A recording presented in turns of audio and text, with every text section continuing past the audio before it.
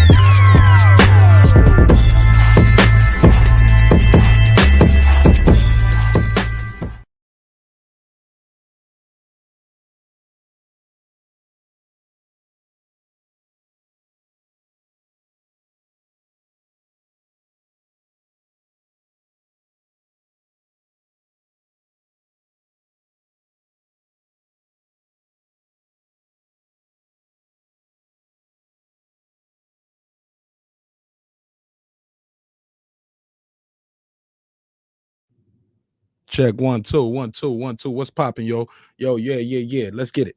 Yo, you back in the lab with your man Marq Nash. He is I am here. Another great episode of Breaking the Beats. You already know what we're gonna do. We're gonna break down the business, entertainment, art, technology, sports, and anything else I feel like talking about. Tonight, you already know what we're gonna do. You see the thumbnail, Mayweather versus Paul. Let's talk about it. Let's talk about the undercard. Is it good for boxing? Is it bad for boxing? But regardless, this shit is taking off on Sunday. So we're gonna get that popping. I got a lot of things going on behind the scenes, so I don't know how long this episode gonna be, but while we're here, we're gonna try to have a good show. That's why we're not doing game night right now, because yeah, man, I had a crazy day. I'll talk about that more and more after this intro. Let's get it. This that squad sound.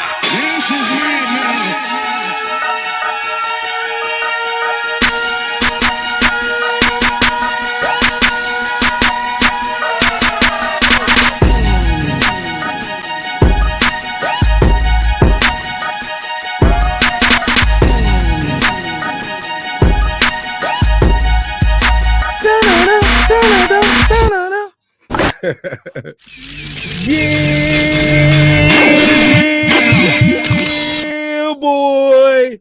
What's popping, y'all? How y'all feel like this? It's your boy Marq Nash. You already know what time it is. Breaking the beats.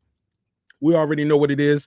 This is a hip-hop political sports show with a comedy twist. So we definitely gonna get the jokes off. We're gonna get our bars off. Gonna have a good time. It's Friday. Man, I'm in a good mood tonight, man. I ain't did this in a minute, but if you got a record you want me to play, send it in. I'm gonna play the record. I know we ain't did that in a minute on the show, but we'll play your record. Where do we start? I know we're gonna get into the Mayweather Logan Paul, but y'all, I had a crazy ass week today. Took my daughter to the dentist for the first time. Black dentist office. I'm like, hey man, this shit should be great. Nick, bro, first of all, when I walk into the dentist's office, this how the lady gives me the paperwork. She got her mask on, young little girl, nails probably longer than my finger. This how she gives me the clipboard. She looks up, no greeting, no, hey, welcome to the doctor's office or the dentist's office. How can I help you? She just look up at me.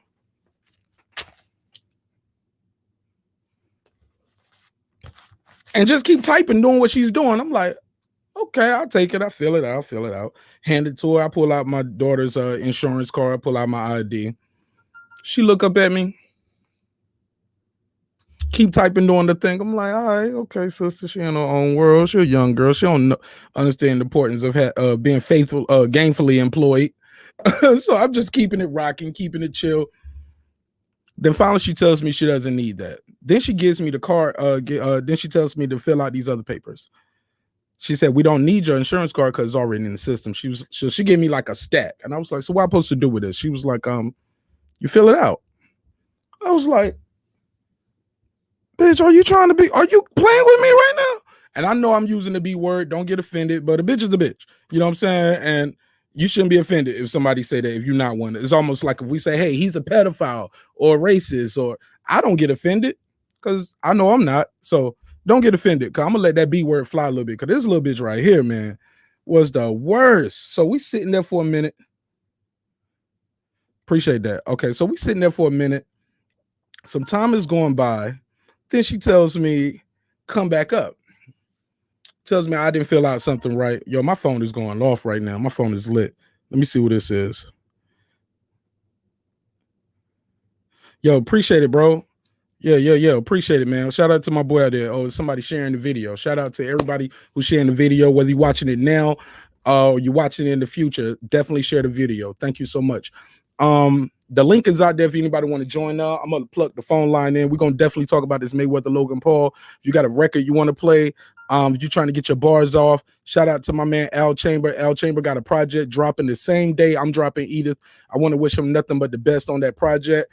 I believe he got a video he wants to debut. So if you watching Al Chamber, pull up, I'll play it for you. Where else are we going? So, but long story less long. Terrible experience. So we in there waiting. It's people walking around without masks, coughing. It's packed in there. This shit is standing up. I'm like, yo, this is a super seeker event. I mean, a super spreader event. I had to get the hell up out of there. I was like, yo, we out of here, yo. We out of here. Because Shorty, her attitude was already poor. And then when I asked her, I was like, so what are you guys gonna do? I'm just asking. Because it's my daughter. She's like 18 months old, bro. This is her first trip to the dentist. I said, so what are you guys gonna do? She was like, whatever need to get done. She definitely need to clean. I'm like,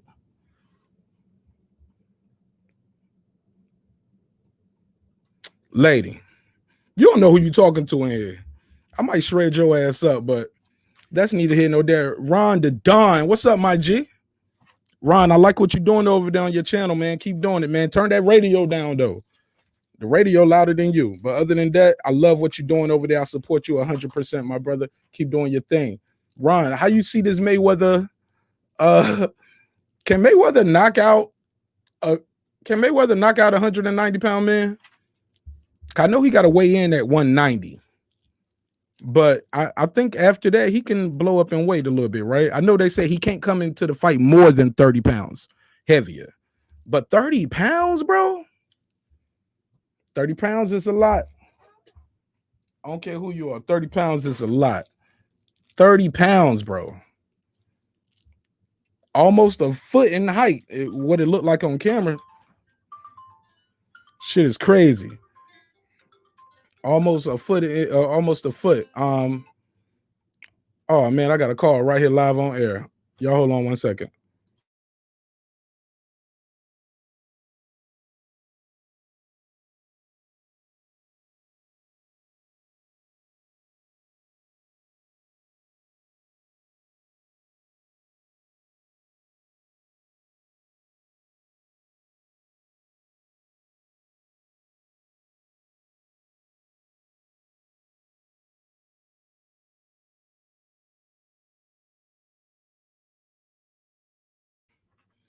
Yeah, man.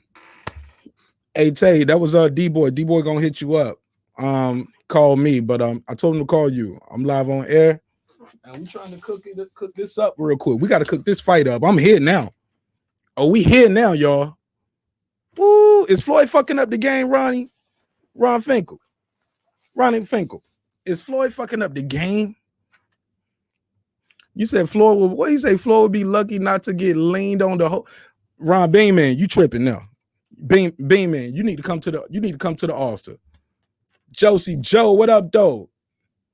Josie, send me a record in real quick, man, or Beanman real quick. Let me play one of your records on the air. We just getting started right now. The show just getting started. But if you want to Beanman, play the record. I know people will definitely check it on the playback. My playback game is something serious. Cause we out here promoting these things, man. We don't just record it and leave it on YouTube. Oh no, we push that shit out there to the world, baby. Hey, my nigga Trick Noki, the champ is here. What's up, baby? What to do? Hey, man, I'll say, let me hop on this nigga live stream real quick, man. Fuck with me, man. On this treadmill. What's up with you, brother? You doing all right? Man, I'm good, man. Trick, I need to holler at you, man. I need you to give me one of them interviews you be hooking niggas up with. Trick, the middleman, boy. He the plug. I got you, man. I got you, man. I got you. I got some good stuff coming up, man. What's up to everybody in the chat, man? Man, they fucking with you, man. They glad you out here working, man. Get them man boobs off, nigga. I'm trying to, man. Get ready for that summer, man. Man, I'm trying to get into my one piece, man. No, but man. Yeah. Hold on. What the drop said? That nigga said, I'm trying to get it. Shoot, boy. Yo. I always tell people, man. Let me ask you something, man. Real quick. Is Floyd Mayweather Jr., is he fucking up the game right now? Is this fight right here good for boxing? Is it bad for boxing? The floor is yours. Man, it's horrible for boxing, man. I'm gonna tell you why.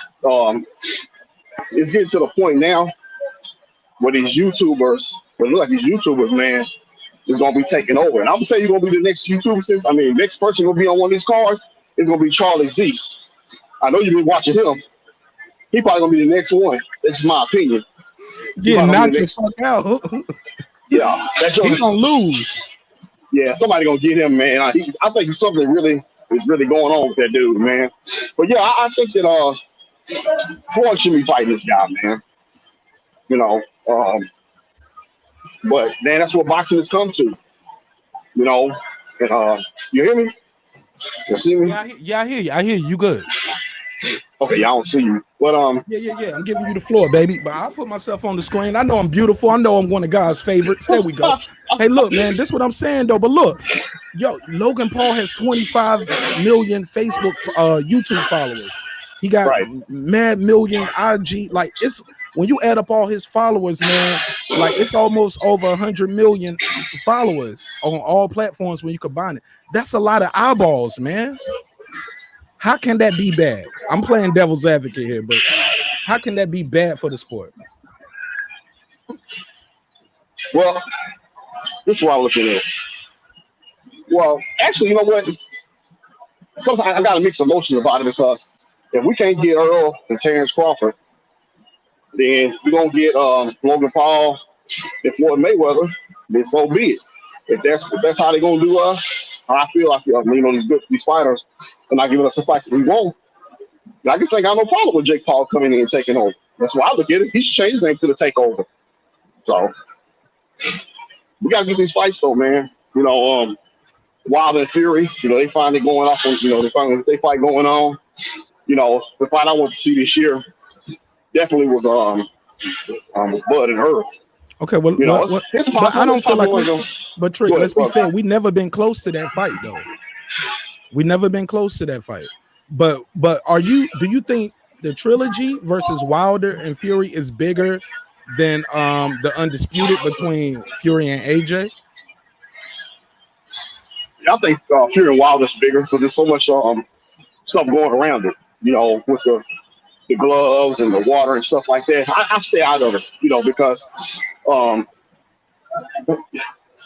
it's like you won't. It's like damn if you do, damn if you don't. I just want to see him fight. So this third fight just settled everything. I can't wait. I wish I could go to it. I think it's out in Vegas, right? Yeah. Yeah, I ain't gonna be able to make it. But I will be going to the Charlo and Montiel fight. I live in Houston. Okay. So I'm gonna be going to that. And I'm gonna be texting with Ronnie Shields probably in the next couple of days about some stuff. Dominic Gwynn works with Ronnie Shields with Charlo. This is a guy named Nick. So I kind of look close to the camp a little bit. Yeah. But do you go ahead. Go ahead. No, you go. Hey, who you got? For what's bigger? What's a bigger fight that's happening right now? Is it Mayweather versus Logan Paul, the trilogy? Is it Pacquiao versus EJ, or is it Tank Davis moving up to try to capture another weight division? What out of those four fights, which one is bigger? Pause. Out of all the fights right there, I like the most. I like Earl and Pacquiao. You said the trilogy, right? I'm sorry, you said the trilogy too? Yeah, the trilogy's in there.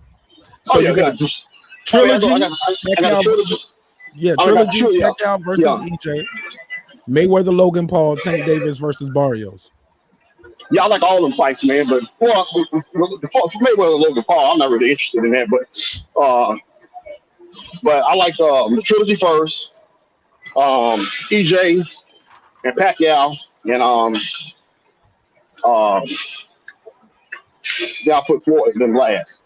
That's on my man. I'll watch it, but the other fights they're very, very more interesting. That's that's the thing. A lot of people not giving Pacquiao a chance. I got Earl winning by decision. I think this is a fight that Earl probably going to box. It's my opinion, but I think once Pacquiao hit him, he's probably gonna make Earl fight. So my thing with Earl is the type of fighter. He like to beat you up. He like to be cute doing it. That's just my opinion on him. But I feel he got the length, he got the reach, and most of the time when Pacquiao did lose fights, he got time coming in, getting caught.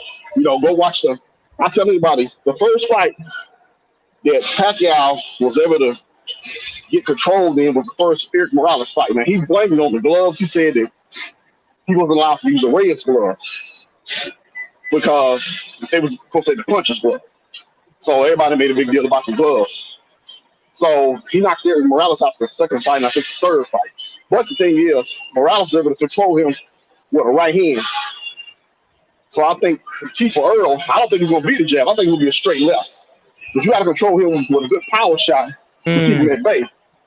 A lot of people not looking at it. We all have our opinion on the fights. But I think a good straight left will keep Pacquiao real honest.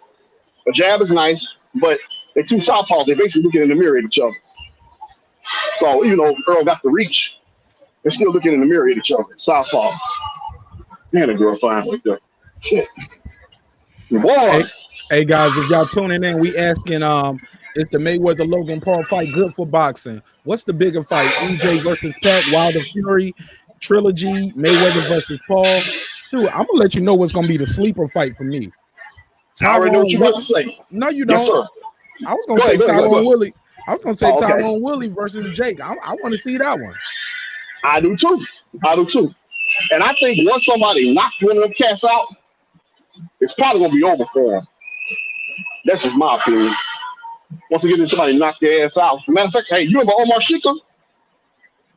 Oh, of course. Man, listen, I got some information.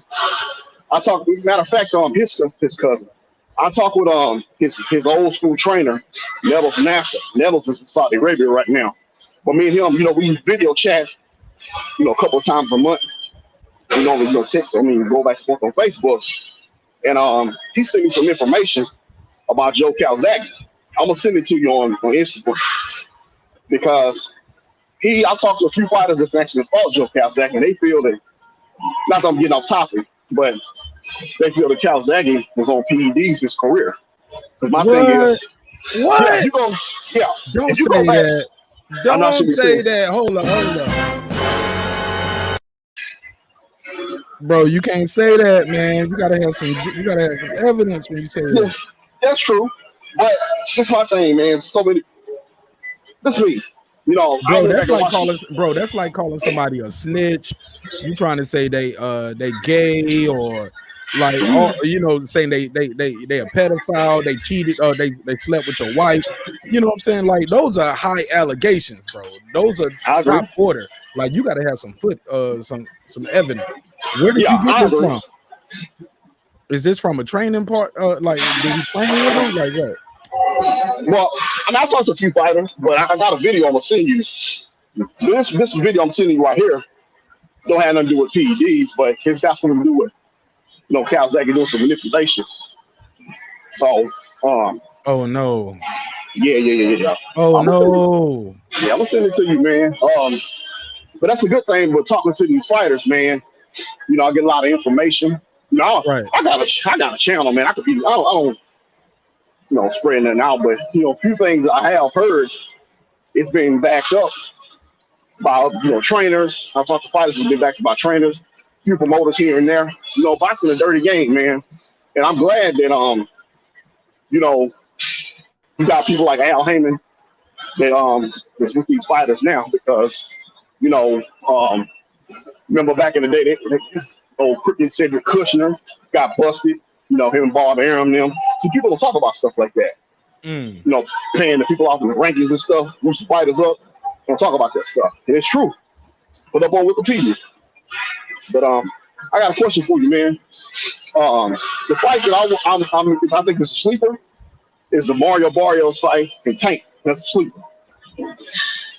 I'm gonna be there. You coming to Atlanta for the fight? No, I ain't gonna be able to make it. Oh man. Oh yeah, because I'm in Texas. Yeah, I'm in Texas. I want to make one of them out-of-state fights, man. And just, I have a child, daughter, whatever, man. That, I don't want to fall on the weekend that I have her. Right. One of them situations. I can, get it off. Have my girl mom's watch or whatever. But for the most part, I try to. If I have my child, I have her. I try not to. Right, you hands on with it. I ain't mad at you, my G. Yeah. So yeah, man, I'm gonna be there for that one. I told myself next time Bud fight in Omaha, I'm going, yo. I'm gonna drive over. I'm gonna fly over to Omaha. I'm gonna go see that. I can't go to Spence and Pacquiao because that ain't gonna be in Texas. That's probably gonna be in Vegas. You know what I'm saying? Yeah. That's a big fight. So they should. Well, I'm saying they're joking. I was saying having it in Dallas, but yeah, if they had that in Dallas, I was showing. gonna go to that. You know what I'm saying? Shoot. But yeah, man, we got some good fights coming up, man. But like I said, I would, Wild and Fury, man. They go get it over with. You know. So I'm excited about that fight, man. I am too. How you see that playing out? Again, man, I'm gonna hit you on the back end because I got some information from the UK on some stuff with Tyson Fury. But that's something for another topic, but another day. But in order for Wilder to win this fight, I feel go to the like he's been doing. If that's what he's showing us, go to the body. I believe he can drop Fury with a body shot. He throw a left hook or right hand straight to the solar plexus. Hard as he throw a right hand up top, he probably can drop Fury with a body shot. Right, but but he's not been knocking people out with the left. He knocks people out with the right. That's true. Well, I mean, if that's what we got another trainer for to teach him something else, then that's better for him. We always say what Wilder can do, what he should do, what we like to see him do, but it's what he want to do. If he really want to apply himself, to be the best or to be on top, right? Or it's all on Wilder. We can always say what we want him to do and what he needs to do. But what I want to try to do, I'll be doing a show with Drew sometimes. I think probably a week before the Wilder fight, I'm gonna try to put together a panel of heavyweights. I'm gonna get Derek Jefferson, Dominic Nguyen.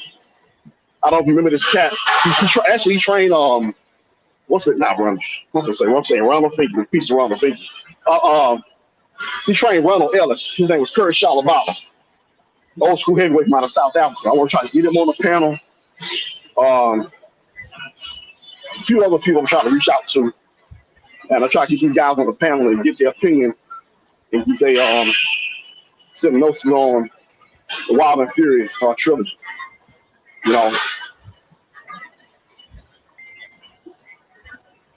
Somebody buzzing. Oh, you hear me? Yeah, man. Yeah, bro. My show be going off, man. Like they be passing the bro. They be sharing the link, and I'm sorry though if it was distracting. Go ahead. Oh no, you good. You good. No, you good, man. I can't see the channel, but nobody talking shit about me. Oh, no. It's all love. Yeah, they said Trick got his boxing nerd hat on today. Oh man, I'm trying to do a little something, man.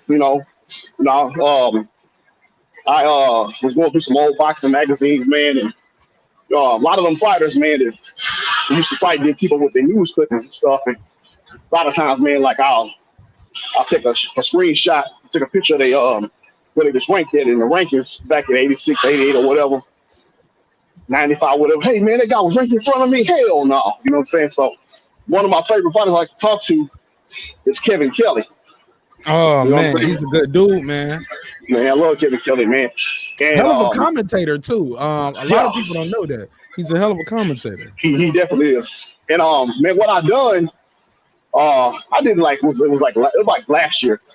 I reached out to Ed Brophy of the International Boxing Hall of Fame, and I put a list of fighters. I'm not saying all these guys belong in the Hall of Fame, but say I'm gonna say somebody like Reggie Johnson. I don't know why Reggie Johnson in the Hall of Fame, man. And I'm not saying it because I hang out with him and I'm from Houston, but you know, look at Reggie's career. The only really thing Reggie, two things that kind of slipped Reggie up. He lost to Roy and lost to James Toney. But the fight with James Toney, to me, you could arguably say it was a draw or he won. I don't think Toney did enough to win that fight. If anybody in the chat get a chance, go if you haven't seen that fight, go watch James Toney versus Reggie Johnson on Tuesday Night Fights. If it's still up on YouTube. But he fought Roy, he lost to Roy. And one thing about Reggie, he fought Steve Collins in his prime. There was a guy named Lamar Kid Fire Parks. You don't remember Lamar? Okay. This guy could punch. You talking about he was like Julian Jackson in middleweight. He could punch with both hands. Reggie beat him in his prime. Fought Tony in his prime. He fought Roy when Roy was at his best. He beat Steve Collins. And there was a fighter from out of St. Louis. His name was William Guthrie. Anybody in the chat remember William Guthrie? Well, Guthrie was one of them fighters. I think he was in Roy Jones' amateur class. I don't know if they fought, but Guthrie was one of them dudes. He was knocking everybody out. They rushed him to the title. And William Guthrie was trained by Roy Jones' father.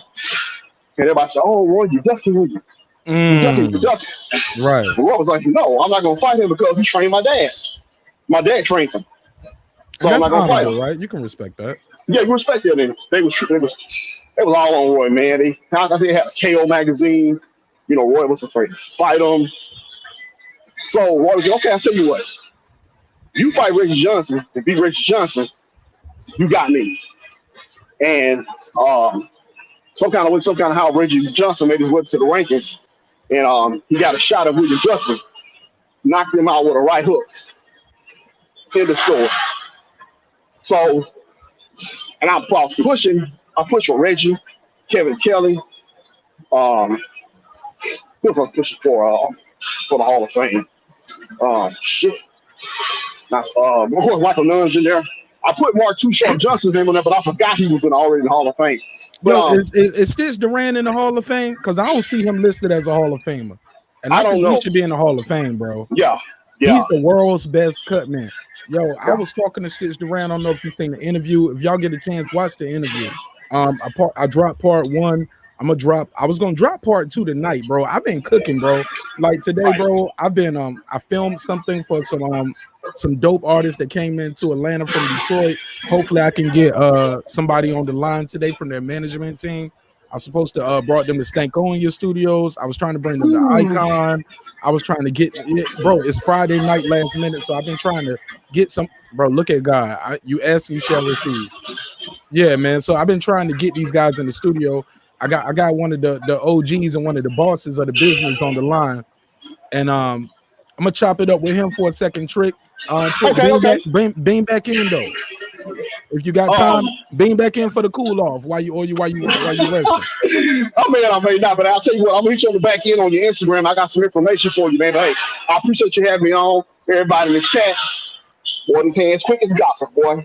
Ooh, that's my boy Trick Noty. Let's go, champ. Hey, Trick, I'm proud of you. Hey, look, one day we're gonna do this shit called Tread Talk, because I got a treadmill upstairs. So I'm gonna get on the treadmill upstairs. You be on your treadmill, and we'll just walk it out and talk it out together, brother. So I've been running with you for about 20 minutes. I've been running on this treadmill for about over 20, 25. So I'm gonna do about close to about 50 minutes, a little over 50 minutes.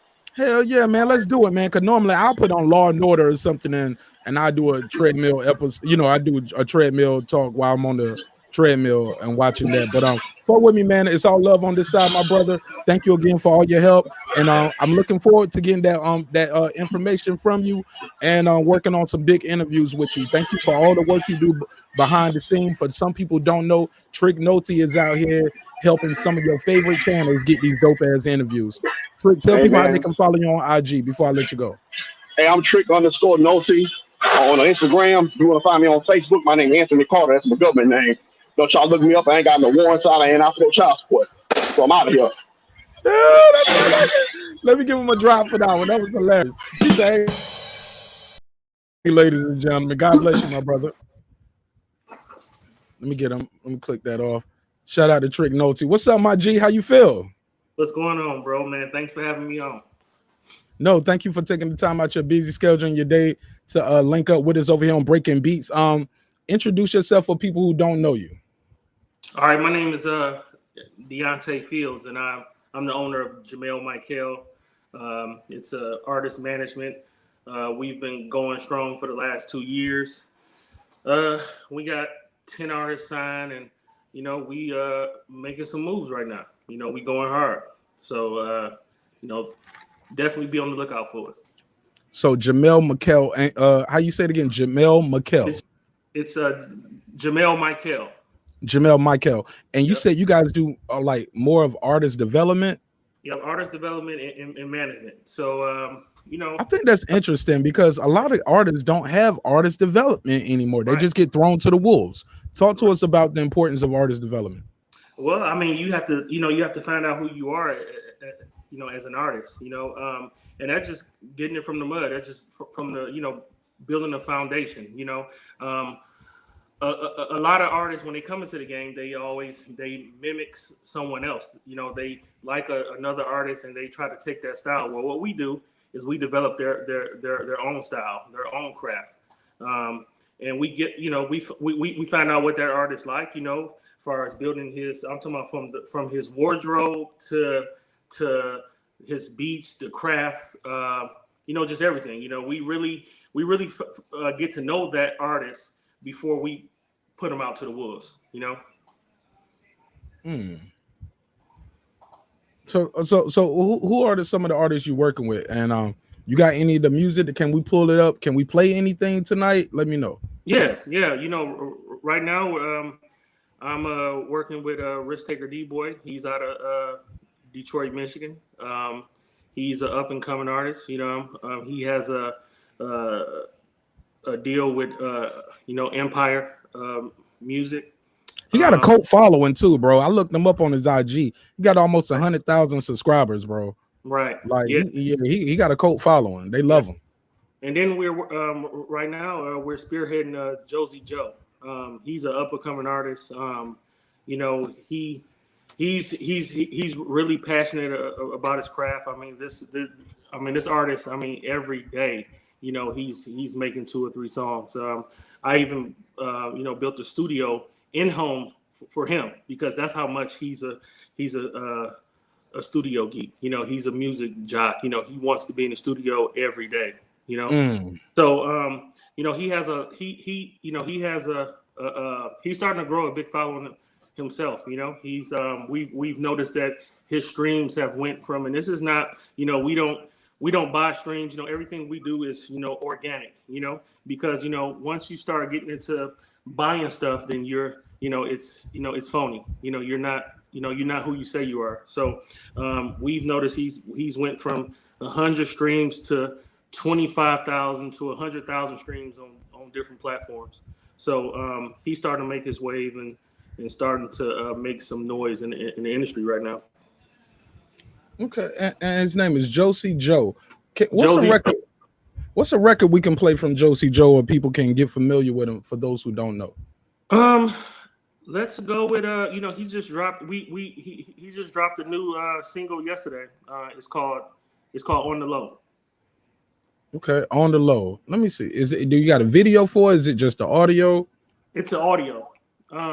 Send that to me. While you're doing that, I'm gonna pull up I'll try to pull up some of his graphics real quick. Okay. And what's one of his videos that he got out? He has his one that is streaming real good now is not 21 yet. Yeah, as soon as I typed in Josie, yeah, that's what popped up. Not 21 yet. Let me see something. But so how long you been doing this, man? For people who don't know, tell people a little bit about yourself. To give your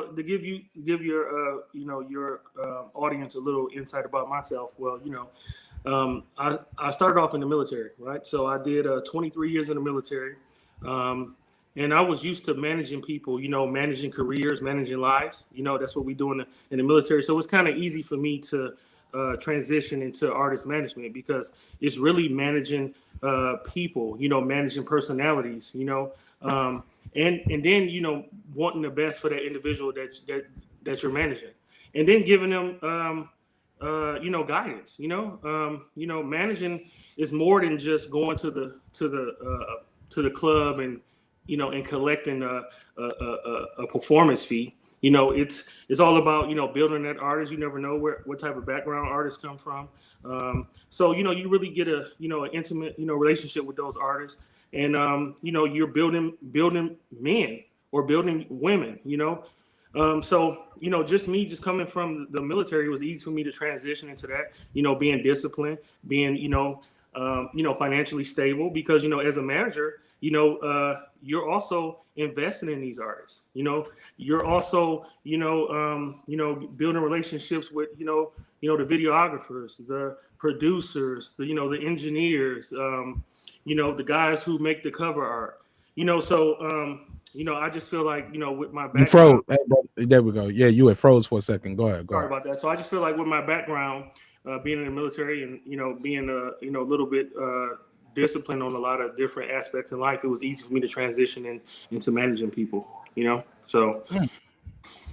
I found this one record. Hey, for those who tune in tonight, we're talking to my boy Tay. You know what I'm saying? The one and only. You know what I'm saying? The boss over here doing this thing.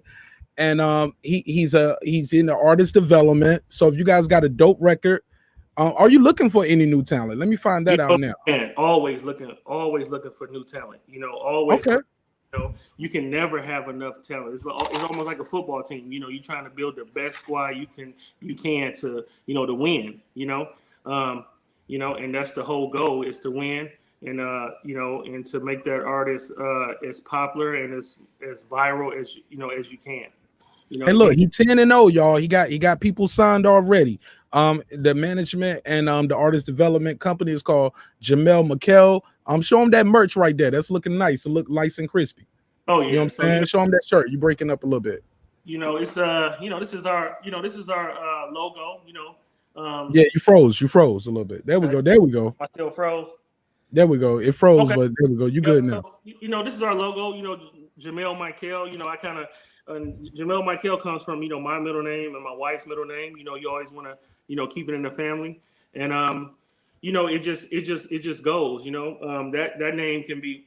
I think it can be branded. It can be put on a lot of different things. And it's different. And it's working. It's working. Yep. Like John Casablanca does modeling.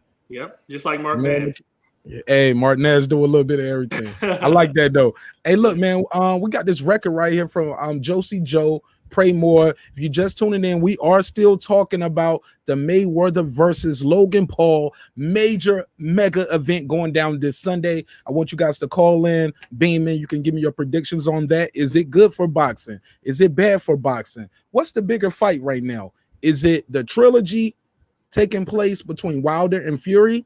Is it the Mayweather versus the Mayweather versus Paul event happening this Sunday? Or are you guys really excited and you saving your money for the EJ and Pacquiao fight? What event are you guys gonna spend your money on? Because unless you're a baller shot caller like my man right here, you can't go to every event and you're not gonna buy every pay-per-view. Thank you again to my boy Ronald Finkel for the donation. I don't take it for granted. I appreciate the super chat. Shout out to the super chat. Let's play one of your records though. From one of your artists, Josie Joe. I believe this one is called Pray More. Talk to us about this record. What is Pray More? So this is one thing about Josie is and I think what the people that get to know Josie is going to love is that all his music is from life experiences. All his music is from things he has been through, for whether it be personal, school wise. Like he's always telling a story, his story, it resonates with a lot of people, But that sounds cliche though, right? To say, I know it sounds cliche, and no disrespect. It sounds cliche, but when you're telling when you're telling the truth, the truth tends to stand out over all the other stuff, So, he's just one of those guys who like really believes in what he's saying. A lot of people are rapping and they rapping about cars and Bugattis and all this stuff, and they living at home with their mama. What I'm saying? That's unbelievable. What he raps about is believable. And I think it's going to resonate with a lot of people. All right, well let's play it. Let's let the audience listen to it and let's see what the street's saying about it. He doing some numbers. He's got almost 25,000 views on this video. Let's share it with the audience. Breaking Beats. This is Josie Joe. Pray More. Hey yo, Ren, turn that up. Yeah.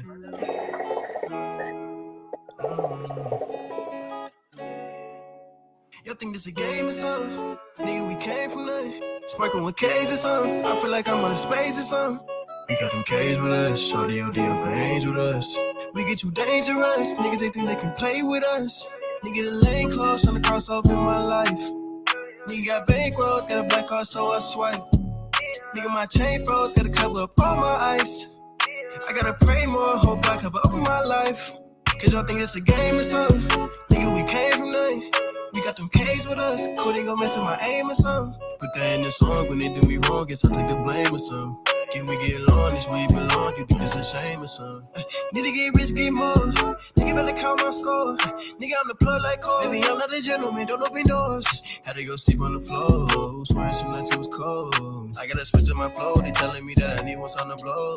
Them niggas my brothers, they can't put me under. I need them to hold me up. I put it in right, I'm giving them guidance like I said they owe me up. Foot on the gas, I'm moving too fast. These niggas can't hold me up. I throw in the mask, I'm going for cash. Nigga better show me something. Y'all think this a game or something? Nigga, we came from nothing. Sparking with K's or something. I feel like I'm on a space or something. We got them K's with us. Shorty OD up and A's with us. We get too dangerous. Niggas they think they can play with us. Nigga, the lane close, tryna cross off in my life. Nigga got bankrolls, got a black card, so I swipe. Nigga, my chain froze, gotta cover up all my ice. I gotta pray more, hope God cover up my life. Cause y'all think it's a game or something. Nigga, we came from nothing.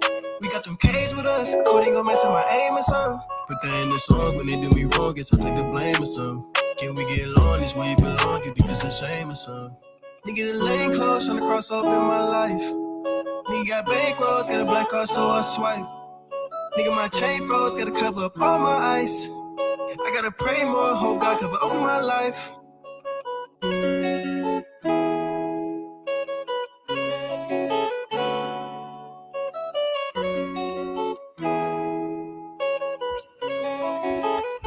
Yeah. That was Pray More by Josie Joe. We back here with the boss of Jamel McKell, artist development. Man, they getting people record deals out here. They making major moves. They getting people dope ass interviews on big platforms. I appreciate y'all taking the time out your day to come to my little channel and definitely share some of the things y'all working with. I really appreciate it, bro. I don't take it for granted and I don't take it lightly, my brother. You heard? Your mic muted. Your mic is muted. I can't unmute your mic. You got to click. There we go. Unmute your mic. Can you hear me? Can y'all hear me out there? Hit the button. There you go. Right there. Touch that little camera mic button. There you go. Yep. Got it. Talk to me. There you go. Now I was just saying, hey man, I'm glad you got me on here before you get too big, and then I have to pay to get on your show. So but no, man, you got to pay tonight. Send me the check. Oh, no, I'm just... right. No, brother, for real, but man, I've been knowing you for so long, man. We go back, 20 years, But I just say, there is no magic to this game. It's hard work and dedication there. And I think if an artist is dedicated to this as he is dedicated to anything in his life, then he'll be successful. It's what you put in is what you get out of it. There's nobody that can, no matter how much money you got, if a guy don't want it, then it's not going to happen. Right. But you work with artists of different genres. You guys, you work with, you got a female artist as well. I met her today while I was out there at the location on scene. Thank you again for the invite. Allow me to come out there and get some B-roll footage of some of the artists. And shout out to Off the Porch. Off the Porch. I love the setup. Shout out to Off the Porch. They did a great job at the interview location today. Beautiful studio. I mean, laid out nice and secure. Right. Okay. So you can feel comfortable there while you're creating. Have a big room in the back where you can probably use for the event space. They got the private studio here. They got this the stage where you can, man, what can I say? Beautiful location. But thank you again for inviting me out to that. Talk to me about the artists that you're working with that are in Atlanta right now. So the artists that we have in Atlanta right now, we're just everything starts with Atlanta. I don't care what city, state you reside in, you have to go through there, and so we realize that we're not going to get the exposure if we don't start linking with studios, the shows out in Atlanta, the videographers, everything. So the artists that we have now in Atlanta, we're we're just working hard and trying to get as many features as we can. You can only go so far on your own. You're gonna have to get a feature and invest in those things from some of the bigger artists. So that's what we're working on right now.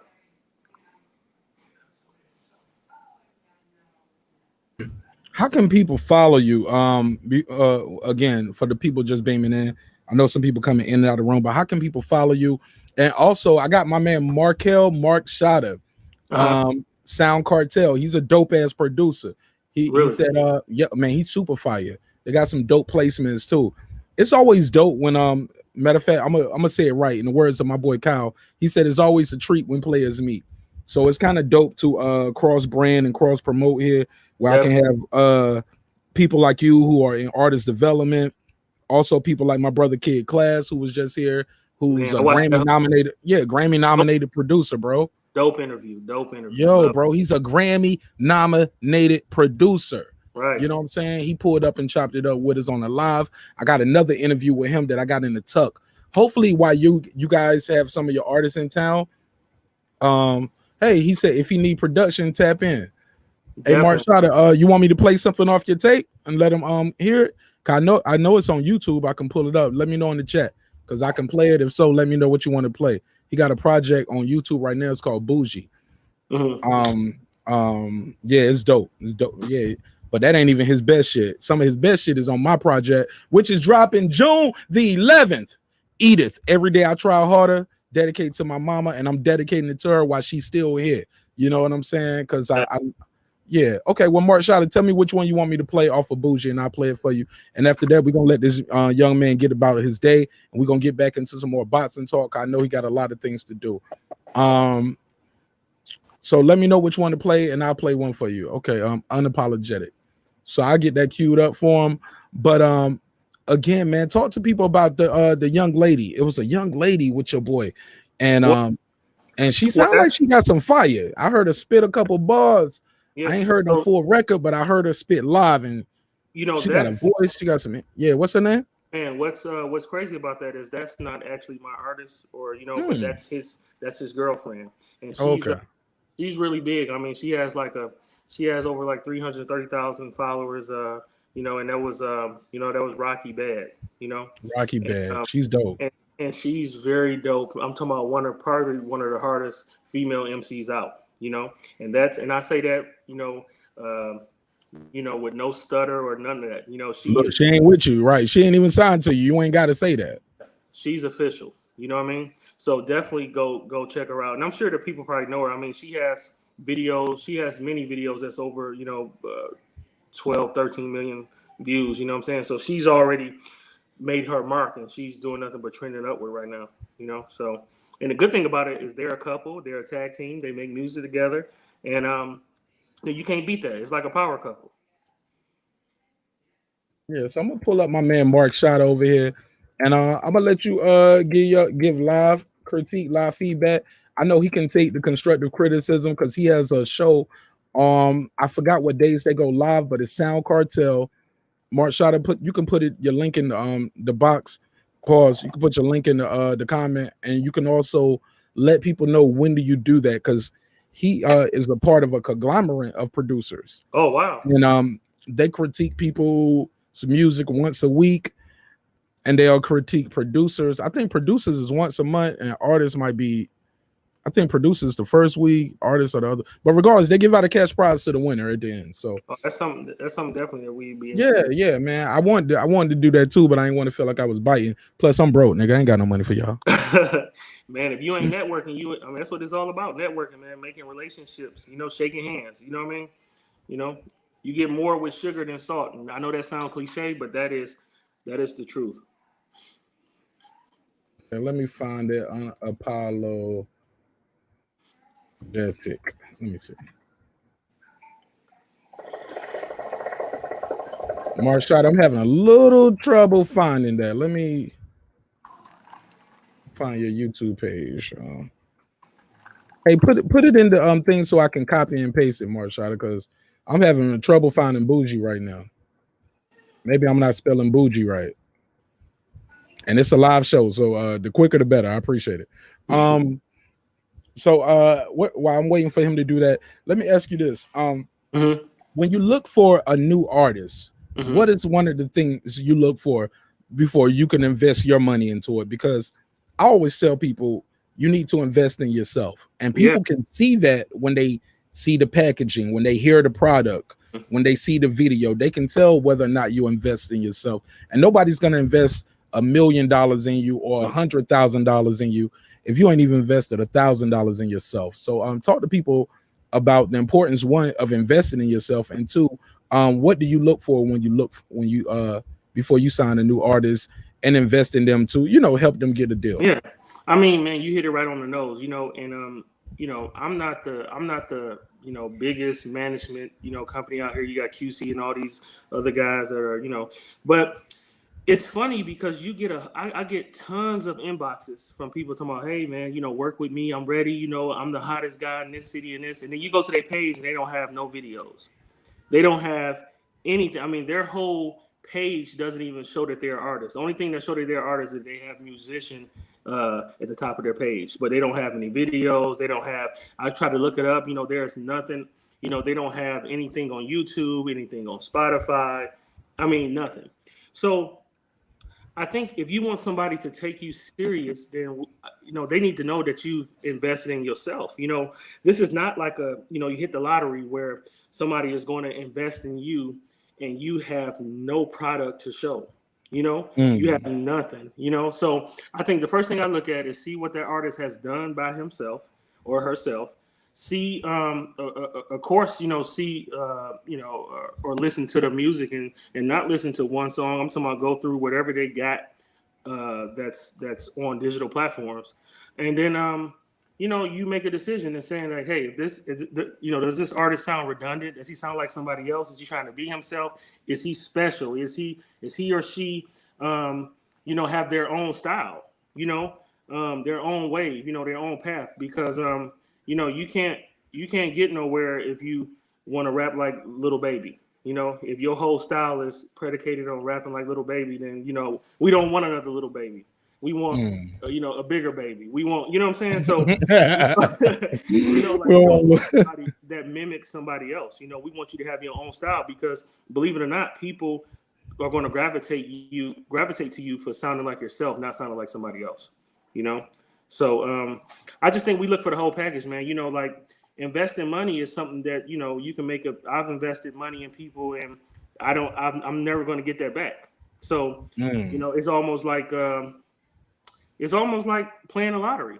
That's basically what it is. You investing and you're hoping that your investment pans out. So and you can do things to make that artist get fans. You can promote their stuff. You can do YouTube ads. You can do a lot of those things, but that artist has to invest in himself. He can't come to you, or she can't come to you, and they don't have an outfit. They don't have nothing. Like never been to a real studio. Those type of things. You want to. You kind of want to get your craft down pat before you invest, or you want somebody to invest in you. You want to find out who you are first. But what about my ass off? Mark, shout out. I'm having trouble doing that. For some reason, I can't copy and paste the link right here. It's only letting me click on it. And you're watching from Facebook, as y'all can see. So you would have to paste that link in YouTube for me to copy and paste it. I've tried it on my phone. I even tried it's not letting me do it. And I don't have Facebook even downloaded on this computer right here or logged in. Let me try, but I don't have Facebook on the computer. I do that from the phone. So if you can come to the YouTube channel, I can get that played for you. Where we at with it? What was I about to ask you? What was the last thing you said? Okay. Well, I was saying that okay, here we go. People rapping their ass off, right? They just need somebody to hear me. They need that one big break. Mm-hmm. You said they need that one big break?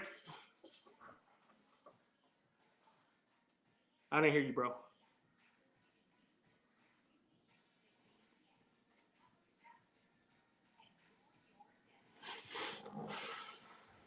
Right, that's what I said. Can you hear me now? Yeah, I can hear you. All right, Shada, I see you there. Put the link down in the YouTube, bro, so I can try to do that. Get that heard for you, or you can beam in and I can share it for you. You can introduce yourself as well. How do you guys get new beats and productions? That was another question I wanted to ask too. Okay, Like, so that's another thing. We get a lot of producers that's they're always sending their music. As everybody do. If you got artists on your page or management, you're gonna get a lot of guys that send you beat packets and stuff. So what we did was we partnered with 3 producers, and I've invested in them, invested in some of their equipment and stuff. So so they can make, because they already had talent, they just didn't have the money to put into their equipment. So invest in their equipment, and then these guys are my regular beat guys. I have 3 guys, and I rotate, and they send me. I mean, I get a beat package every week of 50 to 100 beats every week. So how do you even listen to that many beats though, bro? Well, you know what? He said I'm retired. He said this is my job. This is my new job. Huh? Yeah, it's my job, but I kind of like I kind of know what my artists like, so I'll tell those guys, hey, you make this package for Josie, you send this package for him. Oh, that's how you do it. So the packets are catered to the artists. Yeah, because man, you know how many artists get packages from producers that they have. See, the producer need to listen to that artist's music. How can a producer just send you beats and they've never heard your music? They sending you stuff that is 112 BPMs and you rap on 195. You know what I'm saying? So like, if those producers are not, I think that's why the producers go wrong, because they'll be in the guy's DM and saying, hey, here's my beats, and they sending them beats and never listen to that artist that you're sending it to music. So you sending them stuff that he, I got a retort for that. Okay. I've heard Waka Flocka say this to my face in the studio, and I've heard him say it in interviews. He lived by this. He was like, don't send me beats that sound like Les Luger beats just because you heard me rap on Les Luger beats. You know what I'm saying? I might want some for real shit. I just can't afford it. You know what I'm saying? I'm paraphrasing. He didn't say that part. Okay. But you get what I'm saying? But he was like, like if I want Les Luger type beats, I would go to Les Luger. Gotcha. You get what I'm saying? And get the real thing. So how do you feel about people who doing that? And Mark, that is a great comeback. I'm trying, bro. I'm doing this media thing. This media Mark. What I would say to that is, a lot of artists, they have a pace to the way they rap. Whether and they can get on different types of things. Yeah, if they get a feature, it's a paid feature. Of course, they're not gonna turn it down if that's not the type of beat that they personally rap on. They're gonna adapt to it and make it happen. But I'm just saying, get something that that's in his realm. Don't send him nothing that's doggone a church beat, and this guy he raps on a whole different level of beats. You know what I'm saying? So I think those producers need to at least listen listen to the guy's music that you're sending those beats to. But as you say, there's really no comeback for what you said.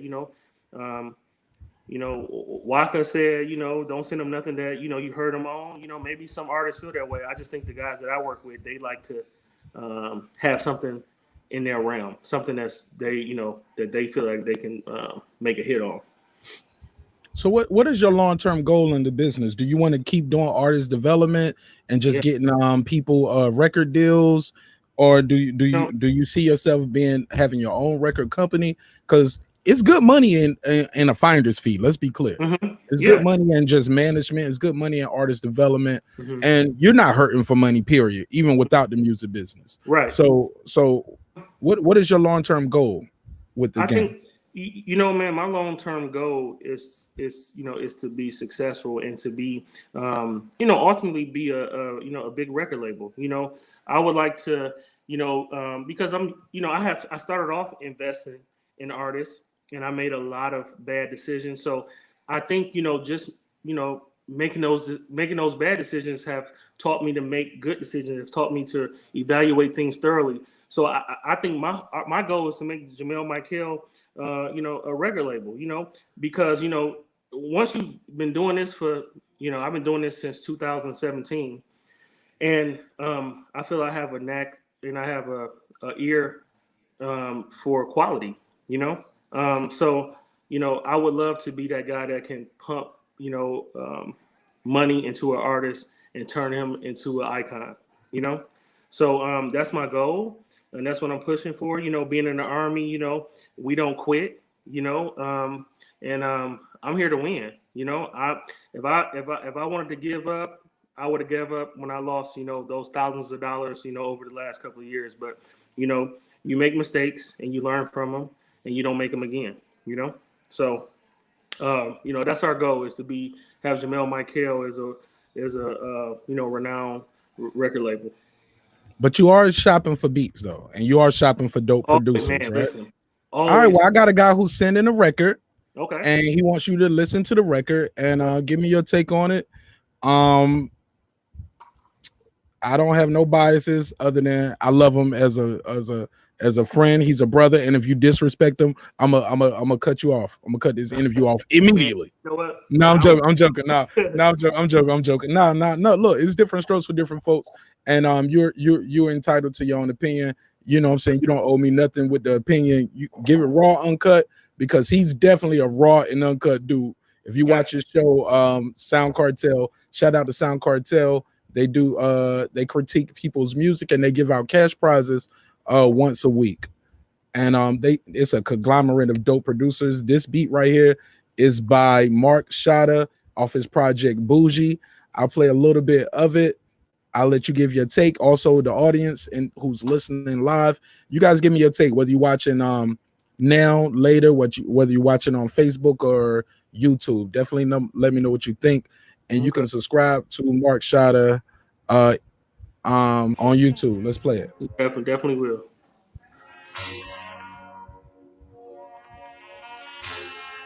Let me see if I can turn it up some more.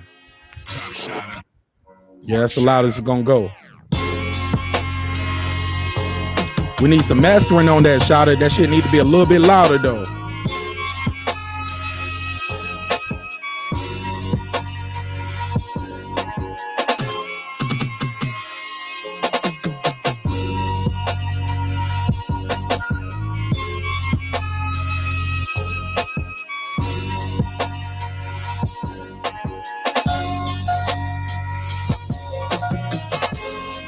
No samples neither. He don't do no samples. Yeah.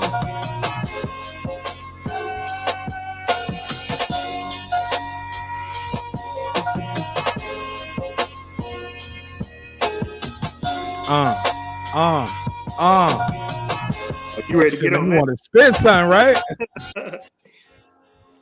Okay, that was a long intro. Or is this a break in the verse? Still nice though. I like even the crackling sound in it. I like the drums. I like it all. Yeah.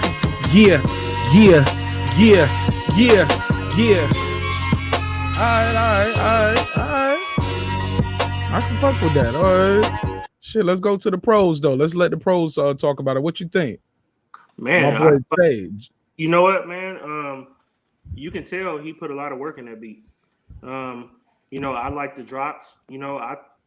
I think it sounds good. Hey, I think that's a Josie Joe beat. Oh shit! You might have a placement. He said that sound like a Josie Joe beat.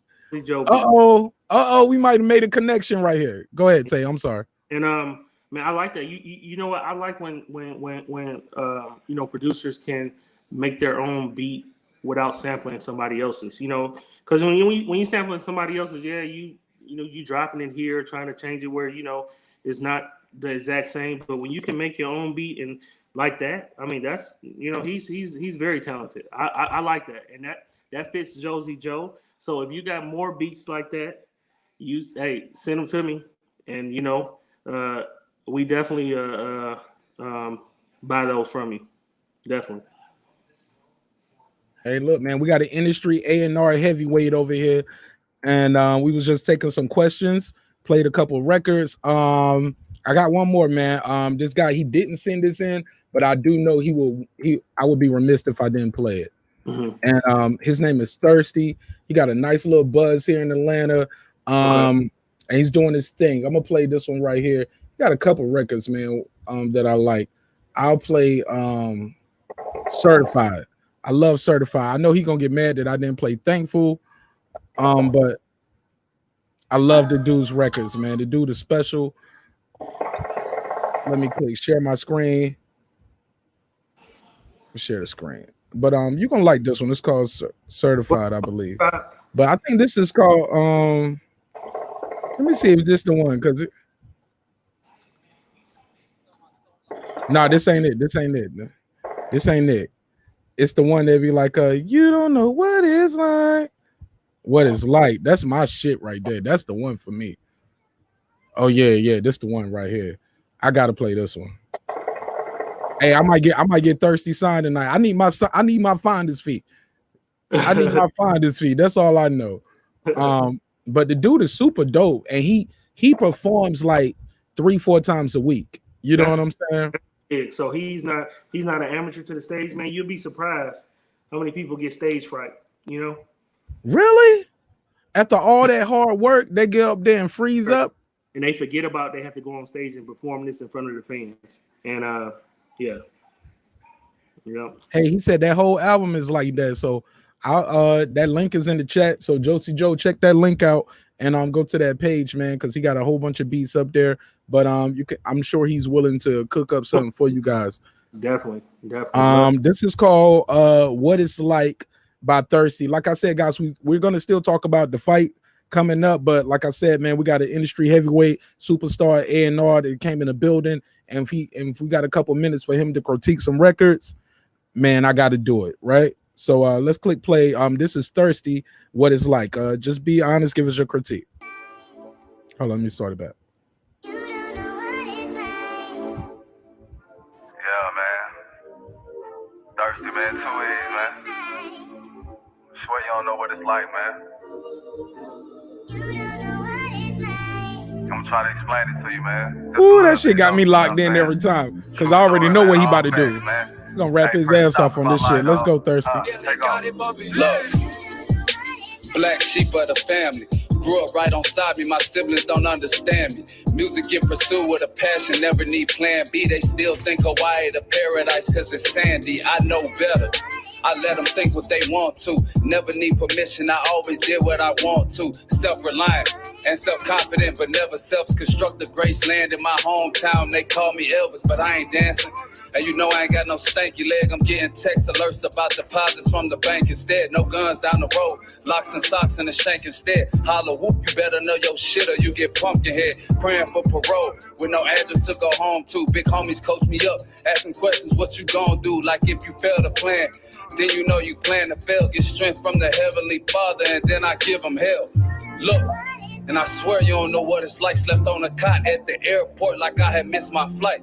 Look, and some khakis and some chinos. All I could afford was Mountain Dew and Doritos. Let's go. But my bounce back official. Play till I hear the whistle. Eat that chicken to the gristle. To the gristle, can't nigga. afford to waste a dime. Don't waste the time. Can't get it back. Lost a lot of friends with legit, and then I chose to rap. Path to success with blind faith. I don't need a map. Make a bond to make another bond. I make some sense of that. Only time I stress off in that jail when I ain't sentenced yet. Pay that consultation, man. Shout out to that stimmy check. Grind is what they tell me. They Come don't know on. that I could never stop. 21 Grammy shit. I'm trying to get what Kanye got. So fuck some views. Fuck a chain, fuck a wristwatch. I'm trying to inspire, man. These niggas write for TikTok, but I ain't go to law school, so that mean I ain't. Come on, man. What you think? What you think? Talk to me. Talk to me, bro. Wordplay is off the charts. The only thing, man, if I can take this song and just do the video my way, that's what I can. That's my only critique on it. You think the video could be better? Yeah, video. I just thought, he outperformed, he out-rapped the video. Wow, really? Yeah. Okay. Well, tell me why the video could be better. Tell me. I just thought, okay, so when what's the the headphones, like why do we have the headphones on? I don't just maybe that he I don't know, you have to tell me that. But if he's wearing the headphones because he just need to hear the playback, that's not professional. But if he's wearing the headphones because it goes with it, but you don't get the headphones. Yeah, Okay. I didn't get that. I just thought, what he's rapping about is some serious life shit, And I understand, like I like the beginning and with the graffiti on the walls and stuff. I just personally think, that video if that video would have been better, that song got viral all over it, But you gotta market it too. You gotta put some money behind it. And marketing is you can never have enough money for that. So, true. But yeah, I just personally, I think his wordplay is outstanding. You know what I mean? Shout out to Thirsty, man. I really fuck with this kid. I think he's super talented. I think he has a good personality. He's overly respectful when you meet him. He's at 17K on that video in 4 months. And I remember pushing that video when it had about 100 views. You know what I'm saying? So we've been pushing that video hard and supporting that brother and doing his thing. I got one. Do I got how much time we got? Do I? Marq, You know what I'm saying? Another record? How about his next song? That's that whatever we listen to. Tell me, I will sponsor that video. Say that again. I will sponsor his next video. Oh man, that's big for him, bro. That's big, bro. Let me hold on. You breaking up? Go ahead, say it again.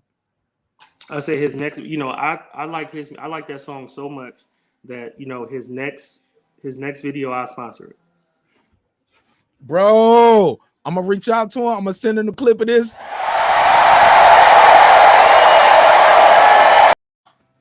That's dope, man. That's dope. Look, man. My phone is lighting up right now. People are sending me clips, so they're doing like, "Yo, play my song." I can't play everybody. I ain't got the brother all night, and we got to make some major moves. But I'll play this one right here. This guy right here, I know he grinding his ass off. Man, he got so many videos. He drop a video like almost every couple weeks, every couple months, bro. He is active. He's active, bro. Yeah. This is my brother Jace Kevin Yarn, man. He got a lot of dope videos, man. Like when I say this kid is working, shit, I just look right here and see he got one. Oh, this one just dropped 3 weeks ago. I ain't gonna play too much of it, but I just want you to get to know him as an artist in general. Cause man, and I'll get with you offline on that as well. But I definitely got to give him his flowers. Like I known this kid for like since he was probably like 13 or 14 years old. You know what I'm saying? Yeah. And he tall as fuck, so everybody thought he was going to the NBA and just wanted to play basketball. But he really leaned into this music shit, and I think the kid is gonna go very far because he got his own style and ain't got a lot of personality too. And it helps that he has his own fan base because he played college ball too. You know what I'm saying? So he has his own fan base just from being an athlete. You get what I'm saying? Right. That's and when you see him, man, he just commands a room. For one, like I said, he's tall, but two, he's just so laid back. He's so chill that he has one of those personalities that people flock to him. Like people tell him some of their biggest secrets, and unfortunately, he put it in rap sometimes, and in a clever way. Yeah. But this is Can't Relax. This is featuring Cortez Leo and Roces. I ain't gonna play too much of this because I want you to hear something else from him, but I just want you to see what he's doing. He records himself. His brother is a declarated producer. He worked with Jim Jones, Jewels, Jadakiss, produced for the Bad Santa soundtrack, works with Max B. Man, he's worked with some of everybody, man. Fab. Fabulous. A lot of dope individuals. But they on the East Coast, they in Baltimore. This is Can't Relax. I'll play a little bit.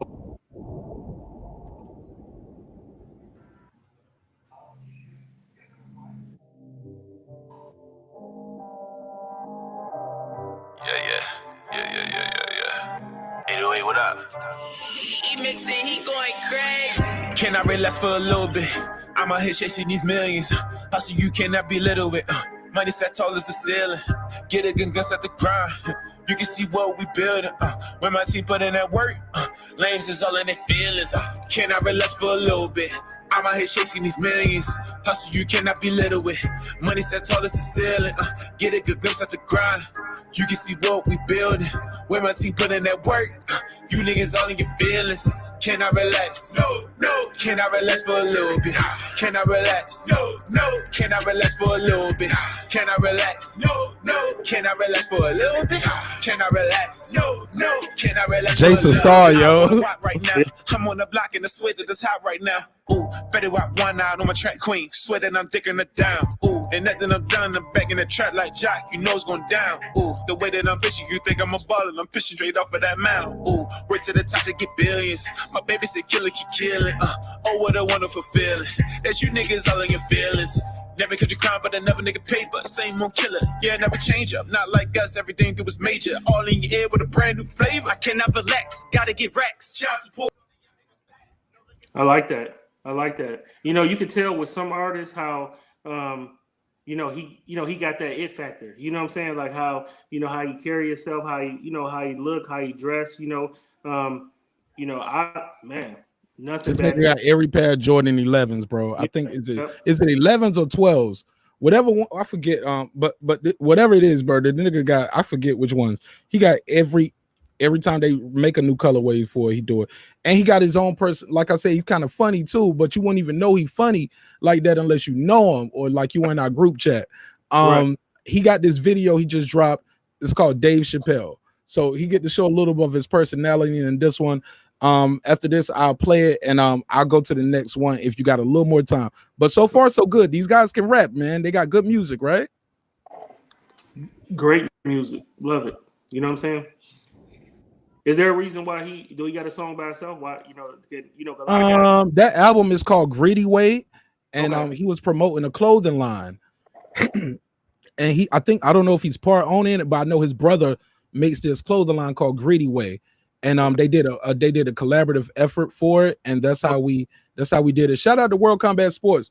World Combat Sports is a dope journalist here in America, like you and another guy, dope here in Atlanta, and he's super talented. I made an intro for him, and also he did some camera work for my drone work for my song Collars and Yams. So but we got a dope ass A&R in here. He's critiquing some people's music. Also, we're getting predictions on this Mayweather versus Logan Paul. Is he gonna knock him out? Because it's 8 rounds. It's 8 rounds. It's only 8 rounds. It's 12 ounce gloves. So these are big gloves.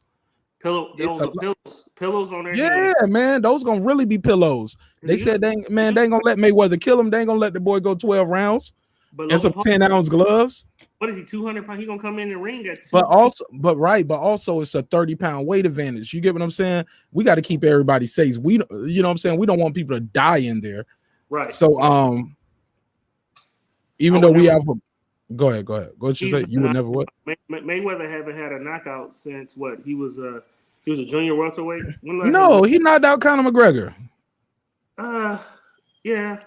Okay, he knocked out what's his name? Victor Ortiz. But that was welterweight. That was welterweight. 147. Fluke, right? I mean, because he didn't put his guard up and he, Okay, he knocked out Ricky Hatton. That's true. That was welterweight. Yeah, he knocked him out. Yeah. And that was a 2-year layoff. Mayweather is like one of those guys, man. He's better with a 2-year layoff. Adon Jack, what up, my brother? Yeah. Hey, look, he said Ortiz, thank you. Connor, thank you. Look, the chat gonna do the work for your boy. Look, that's the dope shit right there, man. The chat, especially when I got my boxing fans in, like these niggas love boxing like I love it. When I say boxing fans, not like y'all my fans. No, I mean fans of boxing. Let me be clear. Technical knockout with Connor, though. Do we consider that a knockout? I mean, the ref stopped that. The ref saved him. What you talking about? Yeah, ref saved him. Oh, man, you about to get into that boxing talk. Let me redrop that link, too. Let me make sure I got the link out there for anybody want to pull up. We talking about Mayweather versus Logan Paul. Also, I got my boy. I'm sorry. Go ahead, Tay. Hey, listen. If y'all want to follow me on Instagram. It's Jamel_Michael. Just how you see it on the screen, Jamel_Michael. Hey, I'm always looking for new talent. Always, and we're trying to build something big. So come and join the team and let's blow up together. You know. Let me put your info on the big screen. Supers. And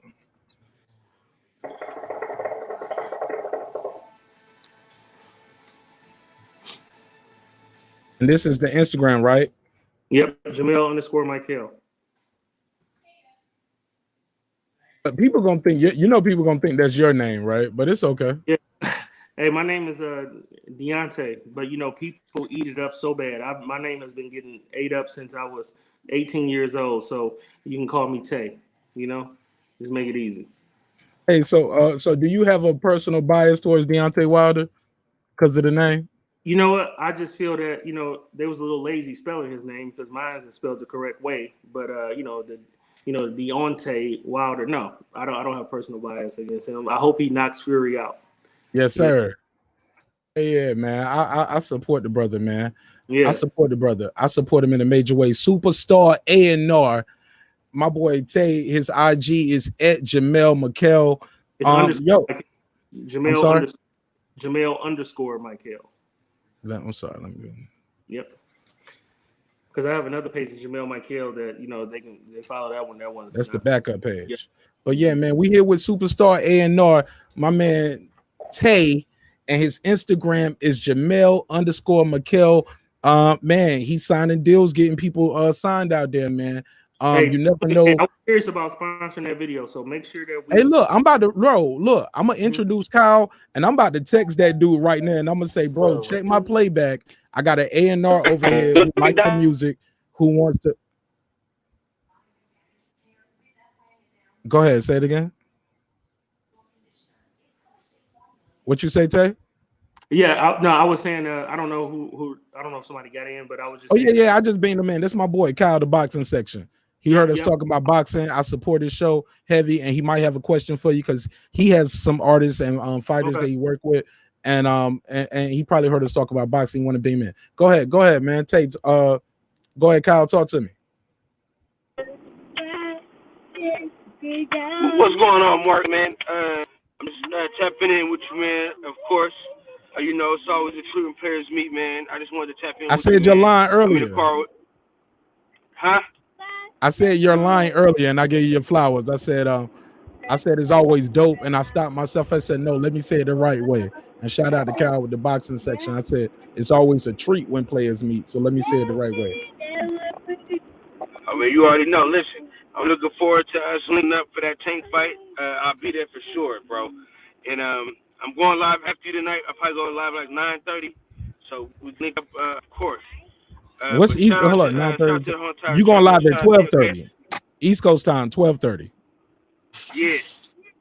Yeah. Okay, dope. And I'm gonna have Tay Jones on the show. Yeah. That's my brother, man. I love Tay Jones. Hey, look. Now, you're gonna have Tay Jones up there. You can't have homie up there, right? You know that shit ain't gonna fly, right? Oh, listen. Like I always tell H-Money, you're gonna have to answer for the shit that he say, right? And Tay Jones, we don't take the nigga serious, to be honest with you. Okay. I'm gonna talk to you offline. Yeah, he don't take the nigga serious, to be honest with you. But okay. I don't get in the middle of grown niggas' business, though. You know what I'm saying? Okay. I can control what I can control. So I know that if you see him, it's money gotta deal with that. You feel what I'm saying? Okay. Yeah. But salute to you, my brother. I'm in the car with this girl about to order her a Happy Meal and shit. So I'm gonna get with you soon and very soon. Absolutely, my brother. Thank you again for beaming in. It's all love. Shout out to Kyle and the boxing section. Yeah, man. I'm definitely gonna tune into that episode. Tune in over there 12:30. It's gonna be some good conversation over there. Hopefully his audio is better and we got the babies down for the night. So and everything will be sweet. So yeah, man. I'm glad you like that record, man. I'm glad you like the artist. Man, but you know what, man? You always had I've been knowing you since you've been rapping in 2000, 2003. I mean, you were a beast, and you are a beast. And I think you know, you don't give yourself enough credit for being one of the pioneers. You know what I'm saying? I remember us going to those talent shows in Fayetteville. You know what I'm saying?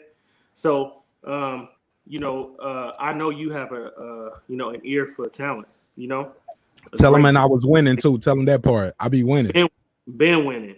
I mean, I remember those days, man. You know what I'm saying? We were, you know, young guys, you know, selling CDs. Yo, that shit was crazy, man. I was like a private in the Army, and I had sergeants and captains donating to me, to help me buy blank CDs so I can press up these CDs in the barracks and sell them. They was like, "Go do your thing." So, and the journey never stops, man, and it continues. Whatever. Listen, I had your first CD for years, and it finally gave to, and it scratched away. So if you can, brother, you know, I will pay whatever you want for that first CD that you made in Fayetteville. If I can get that, I don't know if you still got. I'm sure you still got it, but get that to your boy. You know what I'm saying? This dude right here trying to give me all my flowers tonight. Hey, trying to give me all my flowers. I would cry on the show, but you know, if I cry on the show, you know what they're gonna tell me. They're gonna be like, Marq Nash, you was crying on the show. You act like a little bitch right now. Bill back then, straight up. That's what they're gonna tell me. That's what they're gonna tell me. If somebody catch me crying on the show, bro, I can't be up here crying. I can't be up here crying. Shit. So, man, shit, man. Like I said, man, this has been a hell of a broadcast. You sent me something in the private chat. What was that? It's a link to. Yeah, that was Lo Jefe, man. That's on. Let's get into that. Introduce that artist to us, and I can go and wrap this episode. Did you talk to our brother in town right now? Did you? Yeah, you know what I'm saying? Without saying too much, are they gonna still make those moves? Yeah, he was saying they're a little tired, and I knew it, bro. It was been a busy day. They can just finish up tomorrow, man. Hey, I appreciate you, brother. Hey, man, you always come through in the clutch, man. And this is my first time reaching out to you, and you made it happen, man. Thanks, appreciate you. Picking up.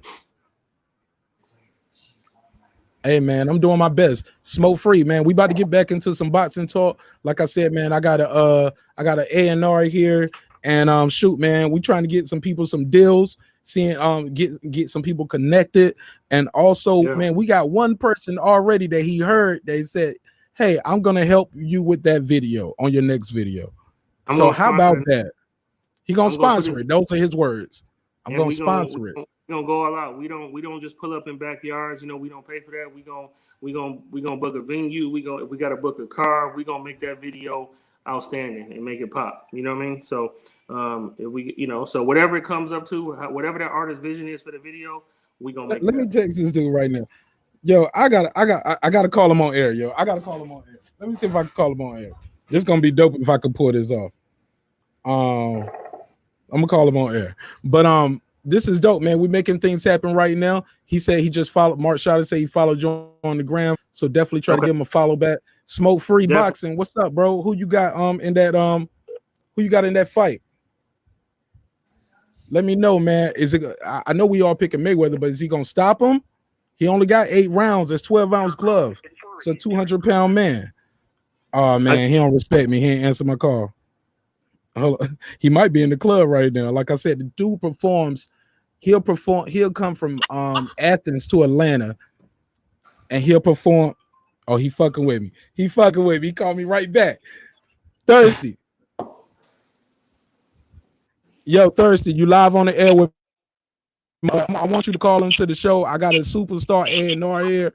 I played one of your records. He fucking with you, bro. And he said he's gonna sponsor you on your next video. All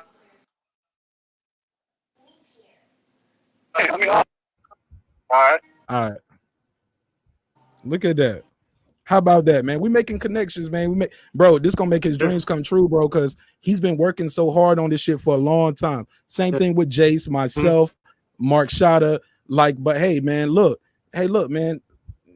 I ain't got no control of the shit. This my man. He seen my shit. That nigga didn't tell me he gonna sponsor my videos. I don't feel no way about it. It's okay. Hey, look, man. You like what you like. So if you out there and you mad and you, bro, don't get mad. Hey, look, it is what it is. You know what I'm saying?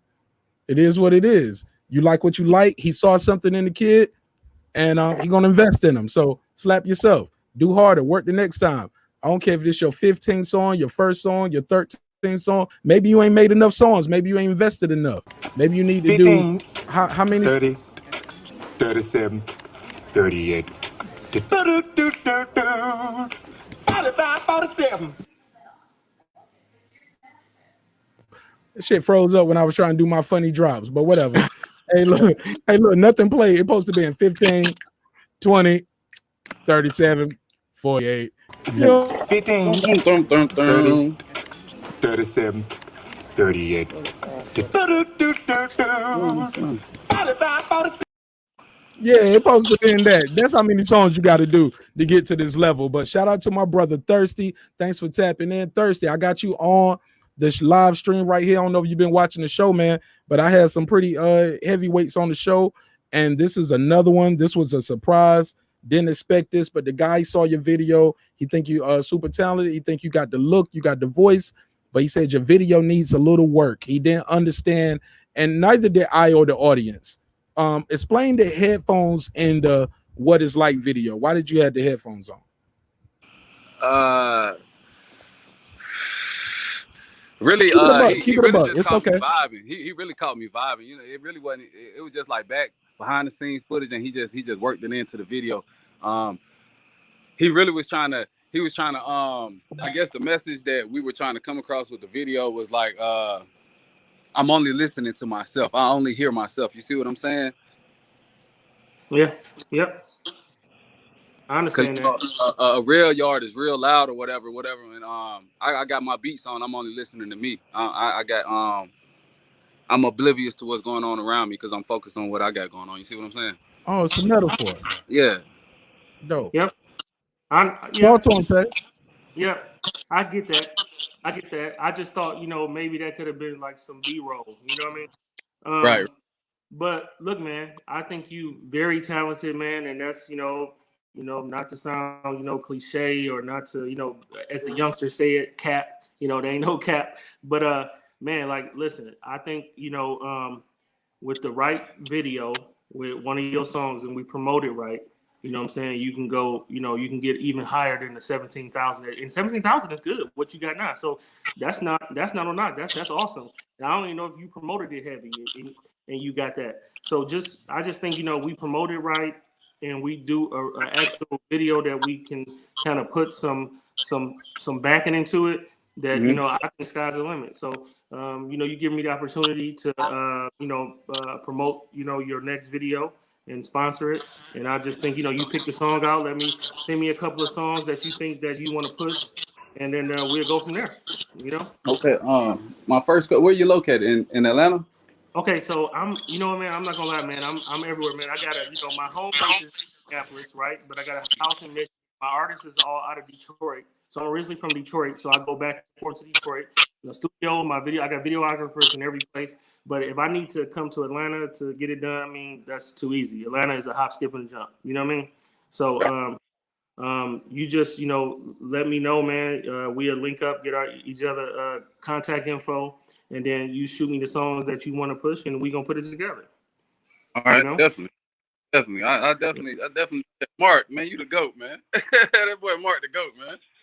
Hey, look, man, we just trying to make we trying to connect creative people in a creative way. Like, look, man, look. I didn't expect the brother to be on the show tonight. I'm supposed to been talking about whether I was hired earlier to do some work with some artists that he worked with, and while they were in town.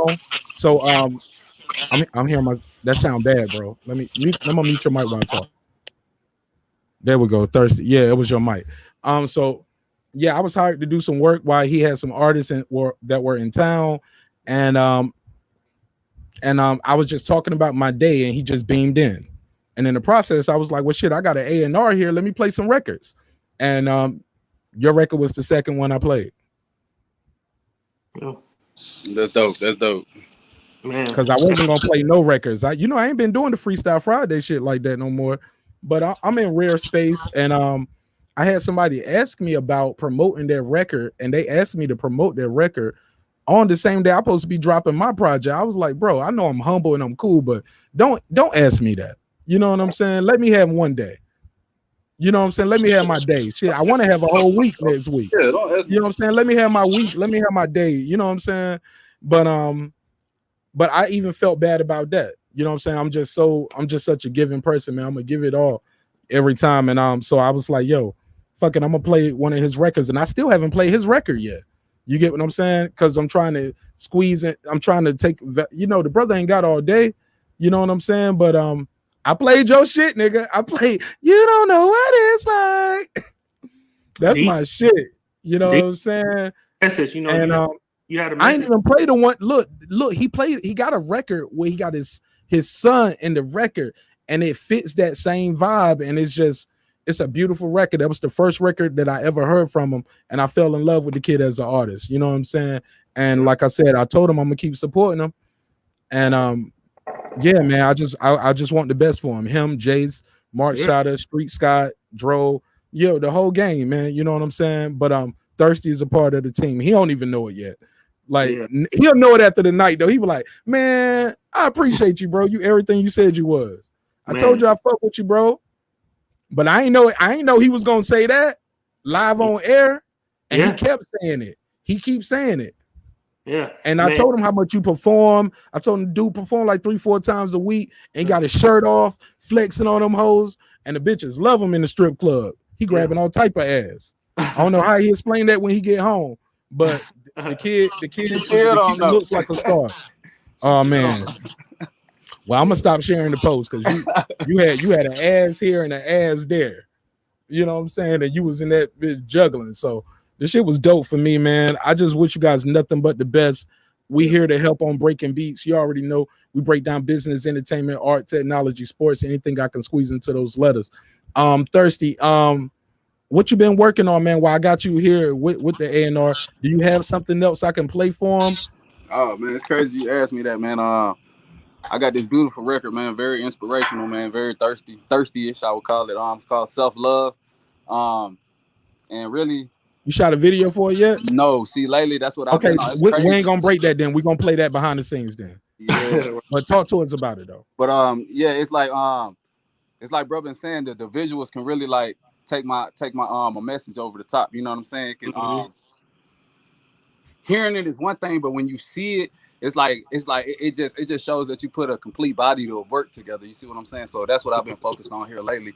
So I've been falling back on the shows, and I've been more focused on doing big shows or trying to get out of town. You know what I'm saying? Trying to expand my reach, because I feel like as far as the little indie game in Atlanta, I think I've hit that pretty hard, and I've done pretty good. I got my name buzzing.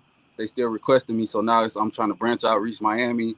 I'm trying to get into the the coast to coast, the South by Southwest and all that. The Summer Jam coming up, man. I've been on their neck so hard. Right. Yeah, man. Just trying to put together an EP, man. Just really trying to put together a body of work and be a full-fledged artist, as opposed to being a single here, single, a hit and miss type of artist. I just want to keep consistent on it. You know what I mean? Man, the big thing is you being able to like get on stage and captivate a crowd. You know, a lot of guys can make a hit song in the studio and then they get on stage and they lost in the sauce. You know what I mean? Like they not comfortable. And with you already going out performing, you know what I'm saying? You already make good music. So with you already getting out and performing, all we need to do is put some videos and some promotion behind it, and sky's the limit, man. And I saw that video and I just thought, damn, he out-rapped the video. You know, like he outperformed, your lyrics were deeper and stronger than what that video was. And that's the first thing that I saw. So I just feel like, just putting the right video behind you, man. And, I just think, man, you can go places where you want to go, you know what I'm saying? And just promo, and, you can never do too much promo, but I think if we do the right video with you in it, and we promote it right, you're going to blow. And I'm talking about putting it on a big channel. I'm not talking about just dropping it on your channel. We're gonna when I say that I'm gonna take this video, that means that we're gonna do the video and we're gonna put it on a big channel where people that ain't never seen you before can see you, and then that'll be the judge of that. You know what I mean? So But definitely, man. Look, I heard the song. I love it, man. And just we gonna link. You shoot me what you talking about. We come together on a video. Come with a plan, and then hopefully Marq can spearhead and put it all together. And then and we gonna make it happen. So all you gotta do is just shoot me the songs. I'm gonna shoot you my info, and we gonna get it done.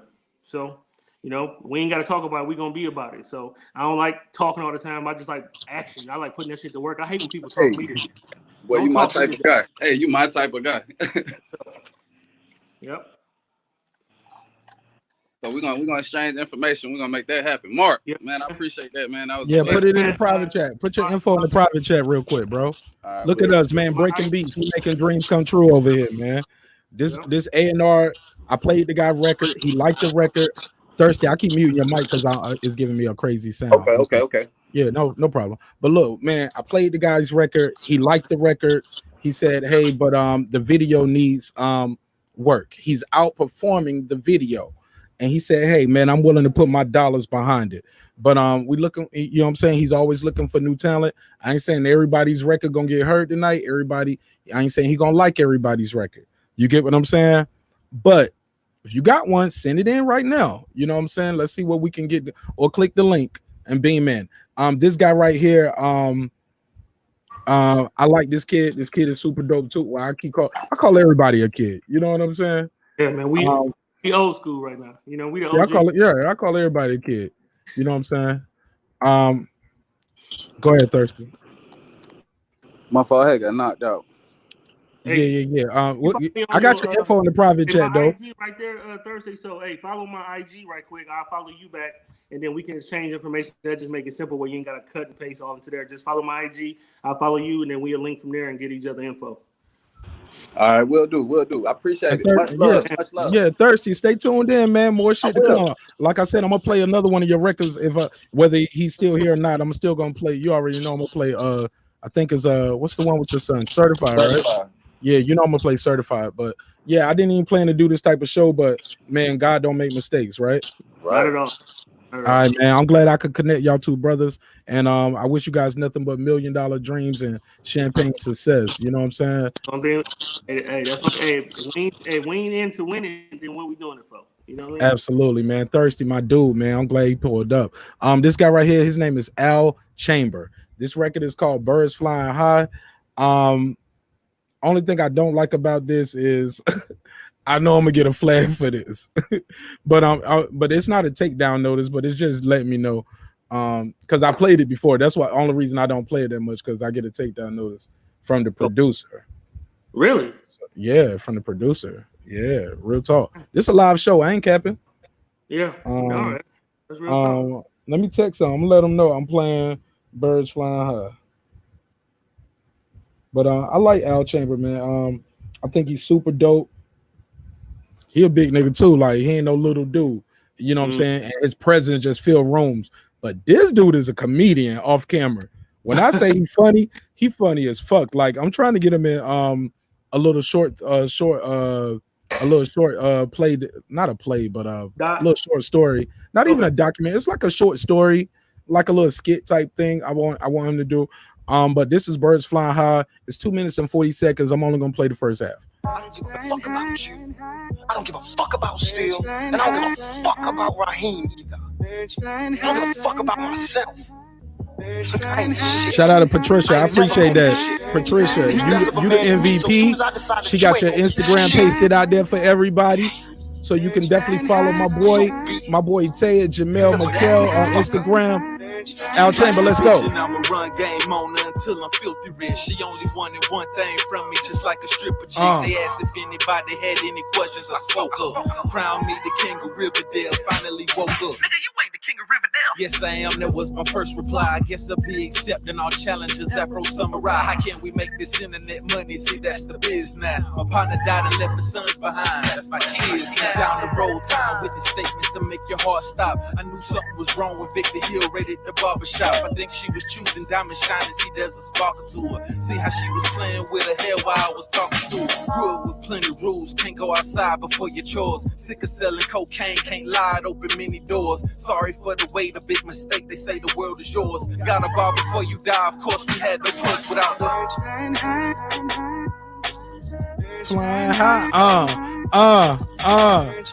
That shit fire, nigga.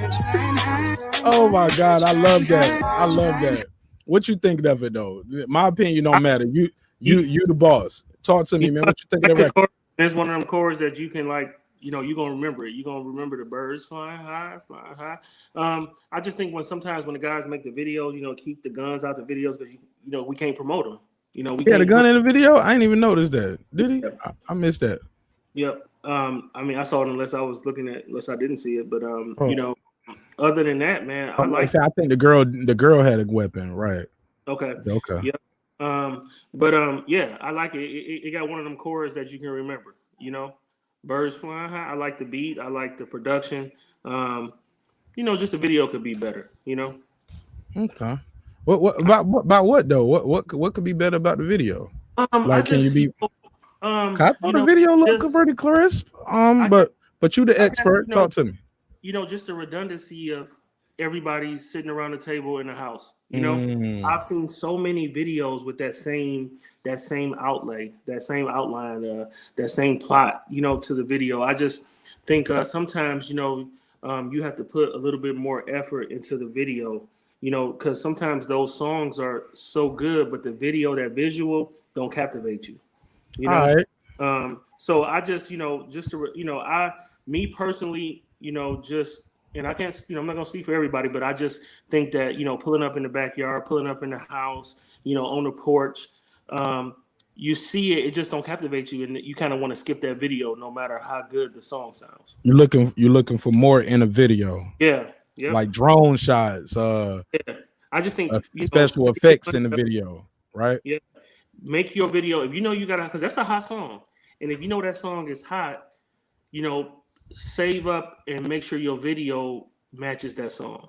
That's all. That's all. That and that's how I feel. I just feel that, you know, he could have, you know, they could have put more, but the song is nice. You know, I'm gonna, I'm gonna, you know, I took a screenshot of that, so I'm gonna.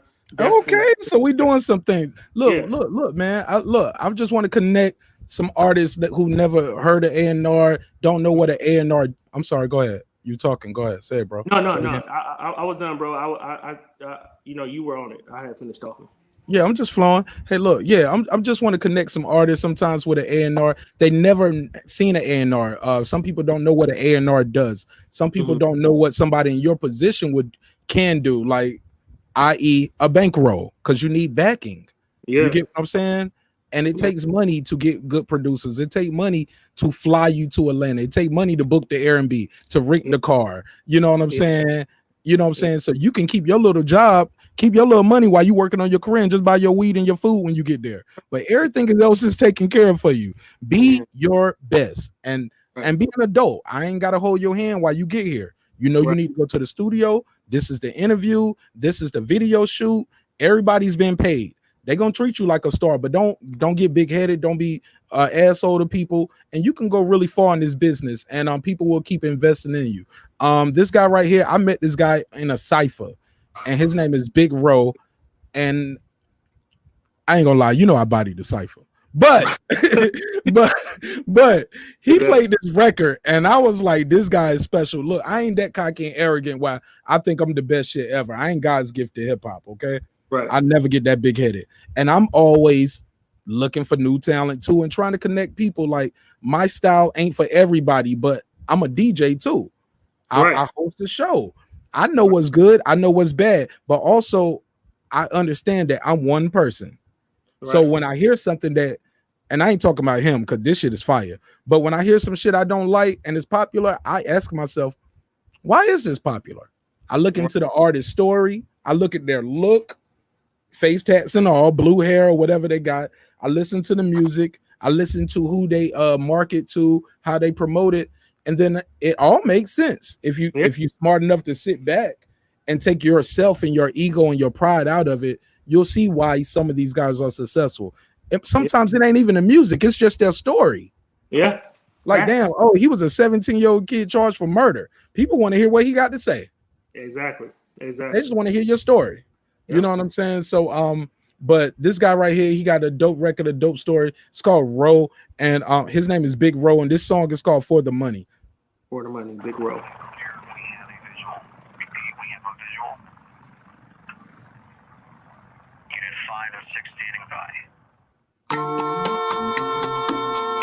Yeah. Struggle real, nigga. Make a nigga be on this kingpin shit, this cartel shit, nigga. Whoa. Die for the money like Pablo. Kill for the money like Chapo. Pace of the Nero Guapo. Pills green brown in the Blanco. Kill for the money like Chapo. Die for the money like Pablo. Pace of the Nero Guapo. Pills green brown in the Blanco. I kill for the money like Chapo. Die for the money like Pablo. Pace of the Nero Guapo. Pills green brown in the Blanco. I die for the money like Pablo. Kill for the money like Chapo. Pace of the Nero Guapo. Pills green brown in the Blanco. Gripping on my nine like Scarface. Ride through the city like Castro. Plug on the line, speak no name. Made nigga trapping at a bando. Passing kilos like a relay. Whipping up O's with my eye closed. Black double bed for the re-up. Keep a couple shooters on the payroll. Trap still jumping like 2-3. Wet with the pot Steph Curry. Pure white ride like jury. Hit the block paper route running early. Blue strip hunter so purdy. Blood money hands so dirty. Bad bitch being so flirty. 12 for the half I earned it. Die for the money like Pablo. Kill for the money like Chapo. Pace of the Nero Guapo. Pills green brown in the Blanco. Kill for the money like Chapo. Die for the money like Pablo. Pace of the Nero Guapo. Pills green brown in the Blanco. I kill for the money like Chapo. Die for the money like Pablo. Hey! Pace of the Nero Guapo. Hey, this is my shit right here, nigga. This shit get me going. I ain't gonna lie. This shit get me going. What you think of it though? What you think of it? You know, I like his energy. You know what I'm saying? I like the song, but the production was a no for me. The beat or the production of the video? I would have the production of the video. I like the video. You know, I always say keep the guns out the video until you make it. When you can, because when you make it, you can post anything on your own YouTube channel, and your fans are going to gravitate to you. But when you don't have that big fan base and you got guns, then we can't market it. We can't put it on Say Cheese. We can't do YouTube ads. We can't do none of those when you got guns in a video. We can't make Instagram commercials. We can't do any of that when it's guns in a video. So well, technically, respectfully, I don't mean to cut you off, and I don't mean to disrespect you. But you can still do the Instagram. I mean, the YouTube ads. You can, because you can go in there and pick what part of the video you want to be for that little 30. You know what I'm saying? And if they choose to watch the whole thing, they can click there. You get what I'm saying? So technically, you can. Yeah, that's true. Maybe I'm just fighting for my artists. But these ain't even my artists, but I'm just saying I'm fighting for because I'm gonna take him off the screen because he's not my artist. But I'm just saying I'm fighting for the guys. Like, yo, this is my life. Right. This is really my life, and I'm talking that shit. I want people to know I really got that 100-round drum, and I want to show that in cinematic 4K. You know what I'm saying? What's wrong with that? And bro, I don't think there's nothing wrong with it. And you're right. You can take out. You can do. I can be wrong though. I can be wrong because you rich and I'm broke. You know what I'm saying? So I'm just saying. I'm sorry. Go ahead. I've run hundreds of ads, seriously, literally, man. If you looked at, if I send you a screenshot of that marketing account for YouTube, you're like, God damn. But it's been hard for me to get stuff approved like that. Not saying it's impossible, and you're right. Maybe we can take the clip out. I've never did it like that. I would have to listen to this song on my speakers on a regular, on some, not on the computer, because with that, it's already like a Hispanic beat, to it a little bit.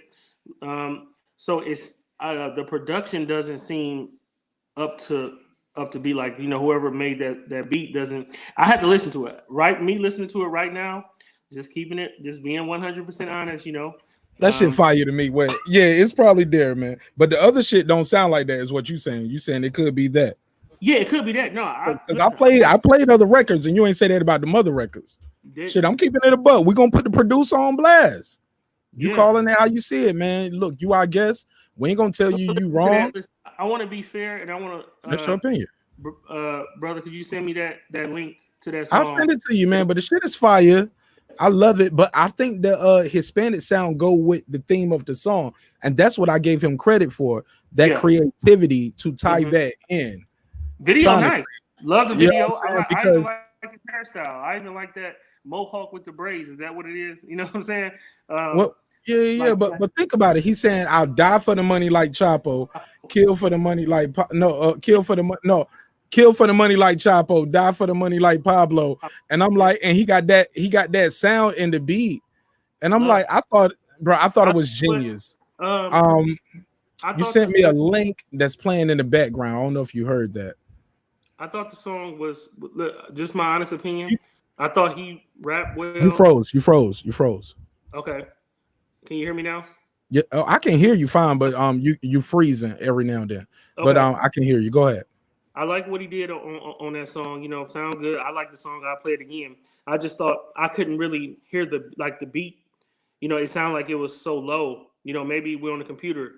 And that's not. I want to give it a fair assessment and say, hey, send that to me so I can listen to it again. You know what I mean? Because I thought I heard you when you said that. I had to get my jokes off though, because it could. Because I'm like about to say, I ain't changed nothing. I've been playing everybody else songs. Yeah, and you ain't said that before. Mm-mm. So it could be the production, and there's nothing wrong with that. You know what I'm saying? Because look, certain music is engineered and mixed differently. Yes. You get what I'm saying? They might have engineered and mastered that more with it, and it's all about the mastering tool and the studios, and like also have not even just that. It could be. I'm sorry. Go ahead. No, I'm listening to you. Okay, but it also could be sometimes the video director. A lot of people don't know this. You can give a video director the highest quality master, and they mess it up. But when they export, they don't know how. They're not engineers neither. They're just video guys. True. They're not even directors. Like you got guys who are just good cameramen trying to say they directors and editors. You got guys who are good editors who are not good directors. They don't, because a director got to control the room. Thanks. You gotta say, fuck all that. You the artist, you the star. Look, this is what we need. This is the script. You know what I'm saying? This is what we working with. You know what I'm saying? But respectfully, of course. Mm-hmm. But you get what I'm saying? We got to get this shit done. And a lot of guys are too laid back, and a lot, you know what I'm saying, that I've seen. Either they too aggressive, or they too hands-on, and they trying to now you're not just a director, like now you the editor too. Okay, now you're doing a color correction. Okay, now you're the producer. You're not the producer. You know what I'm saying? Like you're not. You get what I'm saying? You're hired to do a job. Hey, are you the director? And every budget is different. Yeah. Because I work most times when I'm on the set. A lot of times I'm doing it all. Right. And then I hire out the people. Like I break even sometimes with videos, or I don't really make no money sometimes because I just be helping my homies out, trying to help them get to you know what I'm saying? Get some dope ass shit out. And I don't crack the code some way. I don't know. But we're gonna figure it out though, man. And shout out to the people, everybody who's sending in the records. Like I said, I can't play everybody's record. We are already over time for this show. Bro, I would definitely listen. I would definitely love to come back, man. Hey, look, we're gonna come back, man. Well, look, we're gonna close out with my record then. How about that? We only got one more record. I'll put myself on the chopping block. It's gonna be my and we'll close out with that. You can tell me what I can do to make that better. Tell me what you think about it. Do you like it? Do you hate it? I'm gonna cheat y'all though, because I'm gonna play my whole song, and the reason why is because the beat switches. A lot of people don't know this. Collars and Yam, if you never heard it before, the beat switches after the first verse. And then the producer I got this from his name is D Ecstasy. DX2C. He's a fucking alien, bro. This dude he worked at NBC, like he does music. You know what I'm saying? Like I went to high school with them dudes, man. And me, him, Terrence J. You know Terrence J, right? From BT. Yeah, that's my dude. You know what I'm saying? Really? Like, we went to school together, man. Yeah, man. Yeah, bro. I've been out here for a minute. Look, It's not the bro. My life is special, bro. Where I know you. I'm talking to Stitch Duran. I'm talking to a Grammy nominated producer. I went to high school with Terrence J. I'm sure I can get him on the show. Cherry Johnson she played Maxine from Family Matters. I'm gonna try to get her on the show. She's a good friend of the show, and I love what she's doing. Follow Cherry Johnson, CHERIE. She played Maxine on Family Matters. She was Punky Brewster. She has a dope ass YouTube channel, and she interviews a lot of people. So let's support her too. And we're gonna get her on the show. So I'll play Collards and Yams, and we'll close out the show with that. Thank you again for your time, my brother. Thank you for the invite, brother. I really appreciate it. Thank you. Yeah, man. I can't believe you came, man. God don't make mistakes. This was super last minute, but I appreciate you talking to people too. And I want you to come back to the show again, and we can go more in depth about your journey, because people don't know about your journey, especially just you got a lot of stories from being in the military, I'm sure. And you are a world you're a world traveler. You're a traveling man. So I'm sure you can talk to people some about some journeys that you had being a traveling man. You know what I'm saying? And talk to them about how you cracked the code, how you found success. You know what I'm saying? About invested in yourself. Like, people need to hear those stories, man. But I appreciate you taking the time out your day to listen to some of the independent artists that come through the show, because I know they need that, man. They need the critique. And after that, man, I'll let you go, and we'll get back to the regular show. Thank you again for your time. Thank you.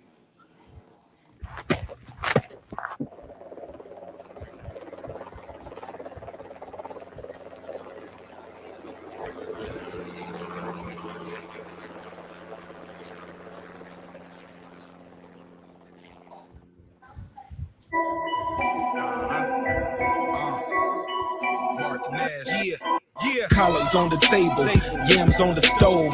Holla at my plug, you'll get grams for the low. He keep his kitchen clean, the mop stick by the dough. We ain't eating fried rice with chopsticks by the bowl. They rewinding what I wrote, every line I give them hope. So when I'm in your city, they might treat me like the Pope. I'm respected by the goats, but I ain't here to gloat, brag, or bullshit. I could be braggadocious for roaches, but that's the type of shit that make your closest turn to vultures. Niggas think it's sweet like champagne mimosas. I campaign for bread, maintain the toaster.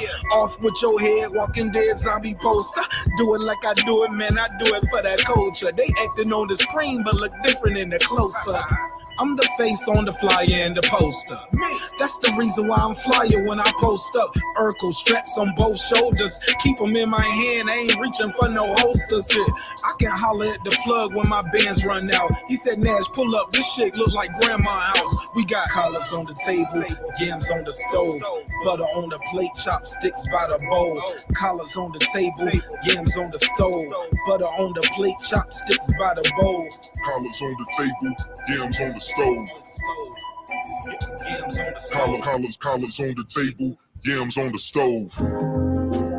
Yams on the stove. Collars on the table, yams on the stove.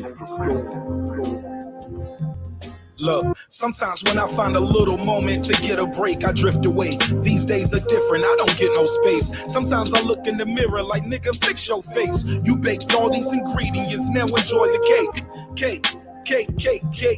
I can lose it all tomorrow if I make one mistake. Keeping God involved every day I pray. I know it's a force bigger than me, God, in every step that I take. Wait, came in the game to be legit and live honest. Went from eating with the wolves to swimming with piranhas. Same swamp, different anacondas. The more you make, the more they want to take. Trying to squeeze every comma. I made this thinking of my grandmama's dinner. The spread was so elaborate, I admired the splendor. She would tell me, baby, go on, fix your plate and make sure before you eat, you always say your grace. She had collars on the table, yams on the stove, butter on the plate, chopsticks by the bowl. Collars on the table, yams on the stove. Collars on the table, yams on the stove. Yes, so who went yes? Nigga, I want that one, homie. He beat my ass the first one. I want this one. Hey, man. Hey, man, you showed a lot of versatility And then, I put myself on the chopping block. Go ahead, give me the raw uncut, man. I love how the beat switched. It was like a whole different song. You know how the beat switched and it went to a mellow tempo. Man, like I mean, you put a lot of work in that video. You can tell. I like how how how the scene switched in it. I like how you had. I like that scene with the snake. I don't know. That was different. I like that you got. It fit the lyric too, right? Yeah, man. Both times in both verses. Yeah. Man, you should listen. We're gonna talk offline because what I want to talk to you about is personal between me and you, so I don't want to put it out there like that. But we'll talk about that. We'll talk about that. I'm gonna call you. But man, hey, hopefully I get me a deal out this motherfucker too, man. Cause I'm grinding, man. We working. Hey, man, look at God, man. We making major moves happen. Bro, we are partners. Yes. I mean, that just shows, you ain't. I mean, you still one of the hardest MCs I done heard, and that's no cap. That's not because I know you. You've been a great MC since 2002. Appreciate it, bro. In the barracks, running around Fort Bragg. So, and that's not because I know you, but man, that song is great. There's nothing bad to say about that. Production is great. The video was great. I like how you in different outfits. I like how you focus on the yams. I like that because it kind of like, even though you're, you're not rapping about food, but you interjected that in the video. You know what I mean? So, do you keep go ahead, man. Give me my flowers. Fuck it, because I'm gonna give you the lyrical breakdown. Go ahead, give me my flowers. I'm done. Seriously though, man. Listen, when I heard the video, you sent it to me, and I thought it was awesome then, but kind of getting to watch it again and feel it. You did a hell of a job, and the editing was great on that video. People don't know editing is like everything to a video. Editing is if you can have the best camera in the world. I don't care if you got a Lunix, I don't care if you got a Sony AS set, whatever. If you can't edit worth of shit, that video is not going to be anything. So the edit on that video was great. Love it. Love it. I need to hire whoever edited that video need to edit some of our stuff. That would be me. Silence. Silence. Yeah, brother. definitely great. Definitely great. Yeah. Hell yeah, man. I'm super humbled by that. Thank you, man. Look, a lot of people don't know this. D Ecstasy sent me a pack of beats. Really? He sent me a pack of beats, bro. And I knew I liked those, but the rest of the shit just didn't fit. And I just didn't want to force it. And going back, some of that shit is super fire, and I'm fucking with that. And I actually overpaid because I bought a certain amount of beats, but I only used 2. You get what I'm saying? Out of he might have sent me 24, I might have bought 6. Okay. I only used 2. You know what I'm saying? Okay. So hopefully I got credit with the brother. You know what I'm saying? I got credit, right? I hope so. Or maybe, you know what I'm saying? Because I have shot a video with that shit and everything. Because and the way I did it was I put 2 beats together and make one. Mm-hmm. You get what I'm saying? So those are the 2 beats. You know what I'm saying? Because I saw the duality of it, and it was like they were similar tempos, but the chord progression and like the vibe was different. But as I'm listening to them and I'm vibing, I'm like, oh yeah, oh man, I can merge this. And it'll show duality as in like the bittersweet of life, as in like this is the collards, which is like sounds soulful, which is the second part, and the yams is just sounds sweet, and it's just the song's really supposed to be called Yams and Collard Greens. Okay. But I'd already saved it, sent it out, and everybody said no, collards and yams, nigga. Collards and yams. Keep it, keep it like that. But when I created it, it was just talking about the duality. And even with, like you said, trying to make a seamless transition, it's not by accident. You get what I'm saying? I'm just in engineering, locked and loaded. And I had been working on the project Edith for a minute, but I knew it was missing something. So I reached out to the brother and I actually told him that.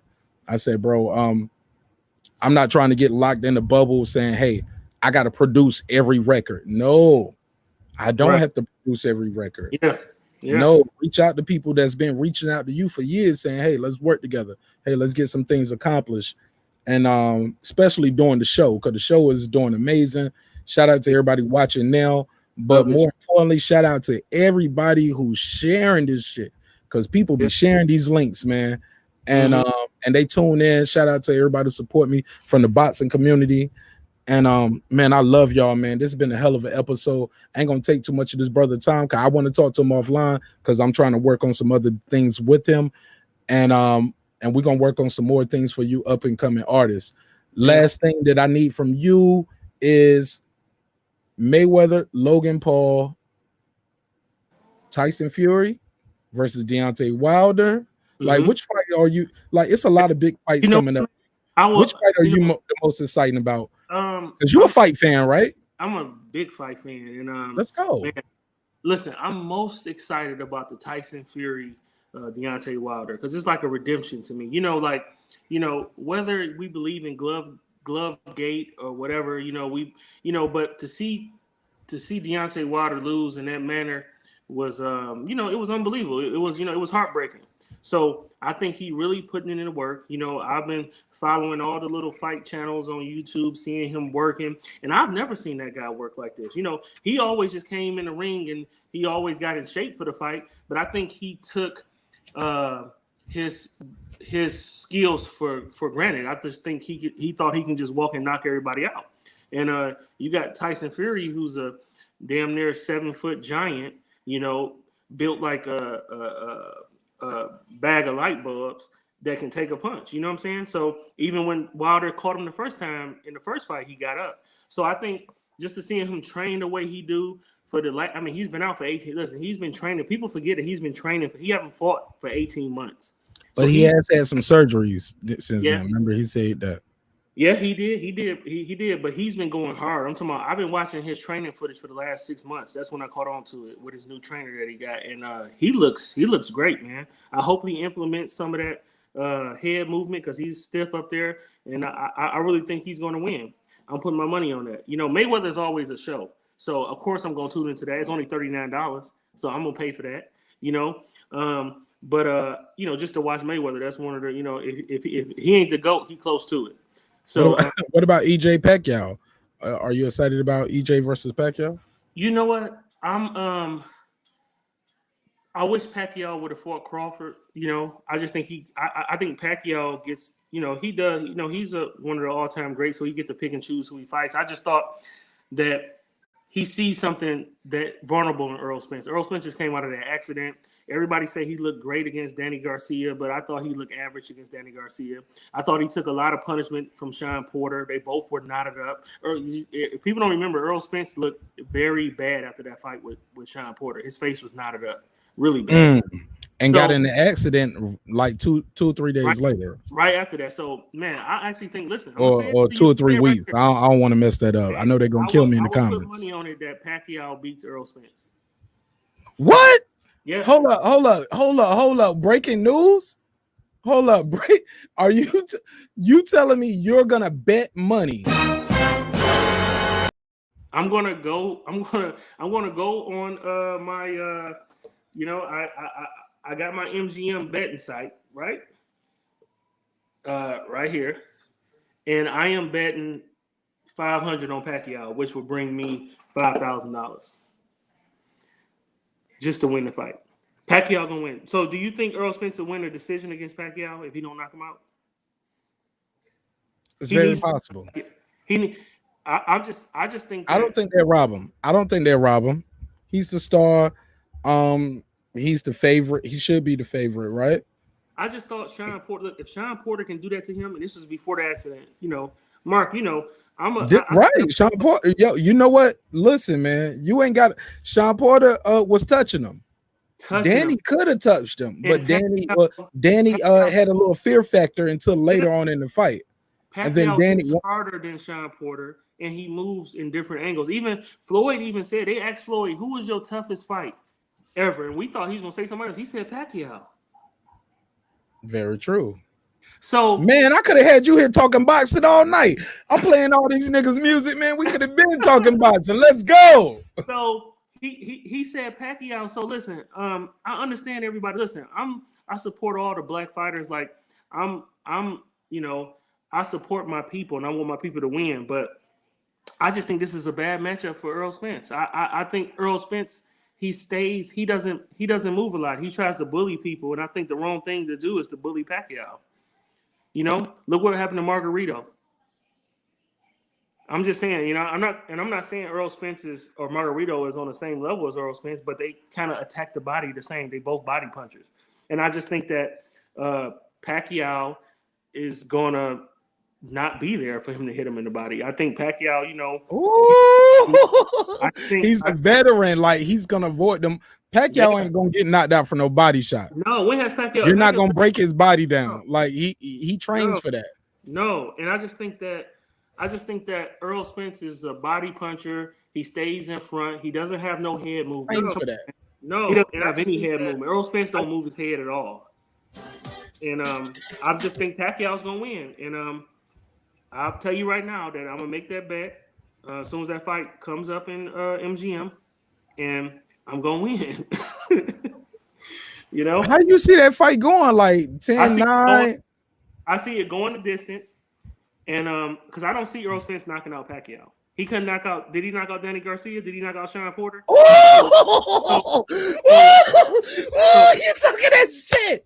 So you talking that shit? Yo, they gonna get mad at you. Oh, I can't wait for this playback, bro. Bro, you supposed to be up here to talk about hip hop and signing artists. He was like, "No, I found one tonight. Let's move on." So, I'm just saying. So why do we think he gonna knock out Pacquiao? Like, where is this coming from? Like, did he knock out those two guys? And are we going? Marquez knocked out Pacquiao, and people. But Marquez fought him 5 times. What did he fight? 4 times? Of course he's gonna knock him out. He had to get one. He knew him. Come on, Marquez. If you know what guys, you fought him that many times. You know his instincts. You can judge what he gonna do before he do it. So Marquez, yeah, he knocked him out. Yeah, okay. He fought him that many times. He should have knocked him out. Okay, but Pacquiao beat him. So let's not compare those two because they knew each other. They were familiar with each other. Okay, that was bad on my part. I got a little overzealous. Yeah. No, hold up. Marq Nash. Don't do that. Marq Nash. Don't beam in, Marq Nash. As a matter of fact, I'm gonna put the phone number out there too. Hold on, let me put the right I'm gonna put the link out there for you guys to beam in, and I'll put the number for you to call in. But Marq Nash, please don't put that in the chat without beaming in. You gotta stand on that, brother. I can't even repeat that out loud.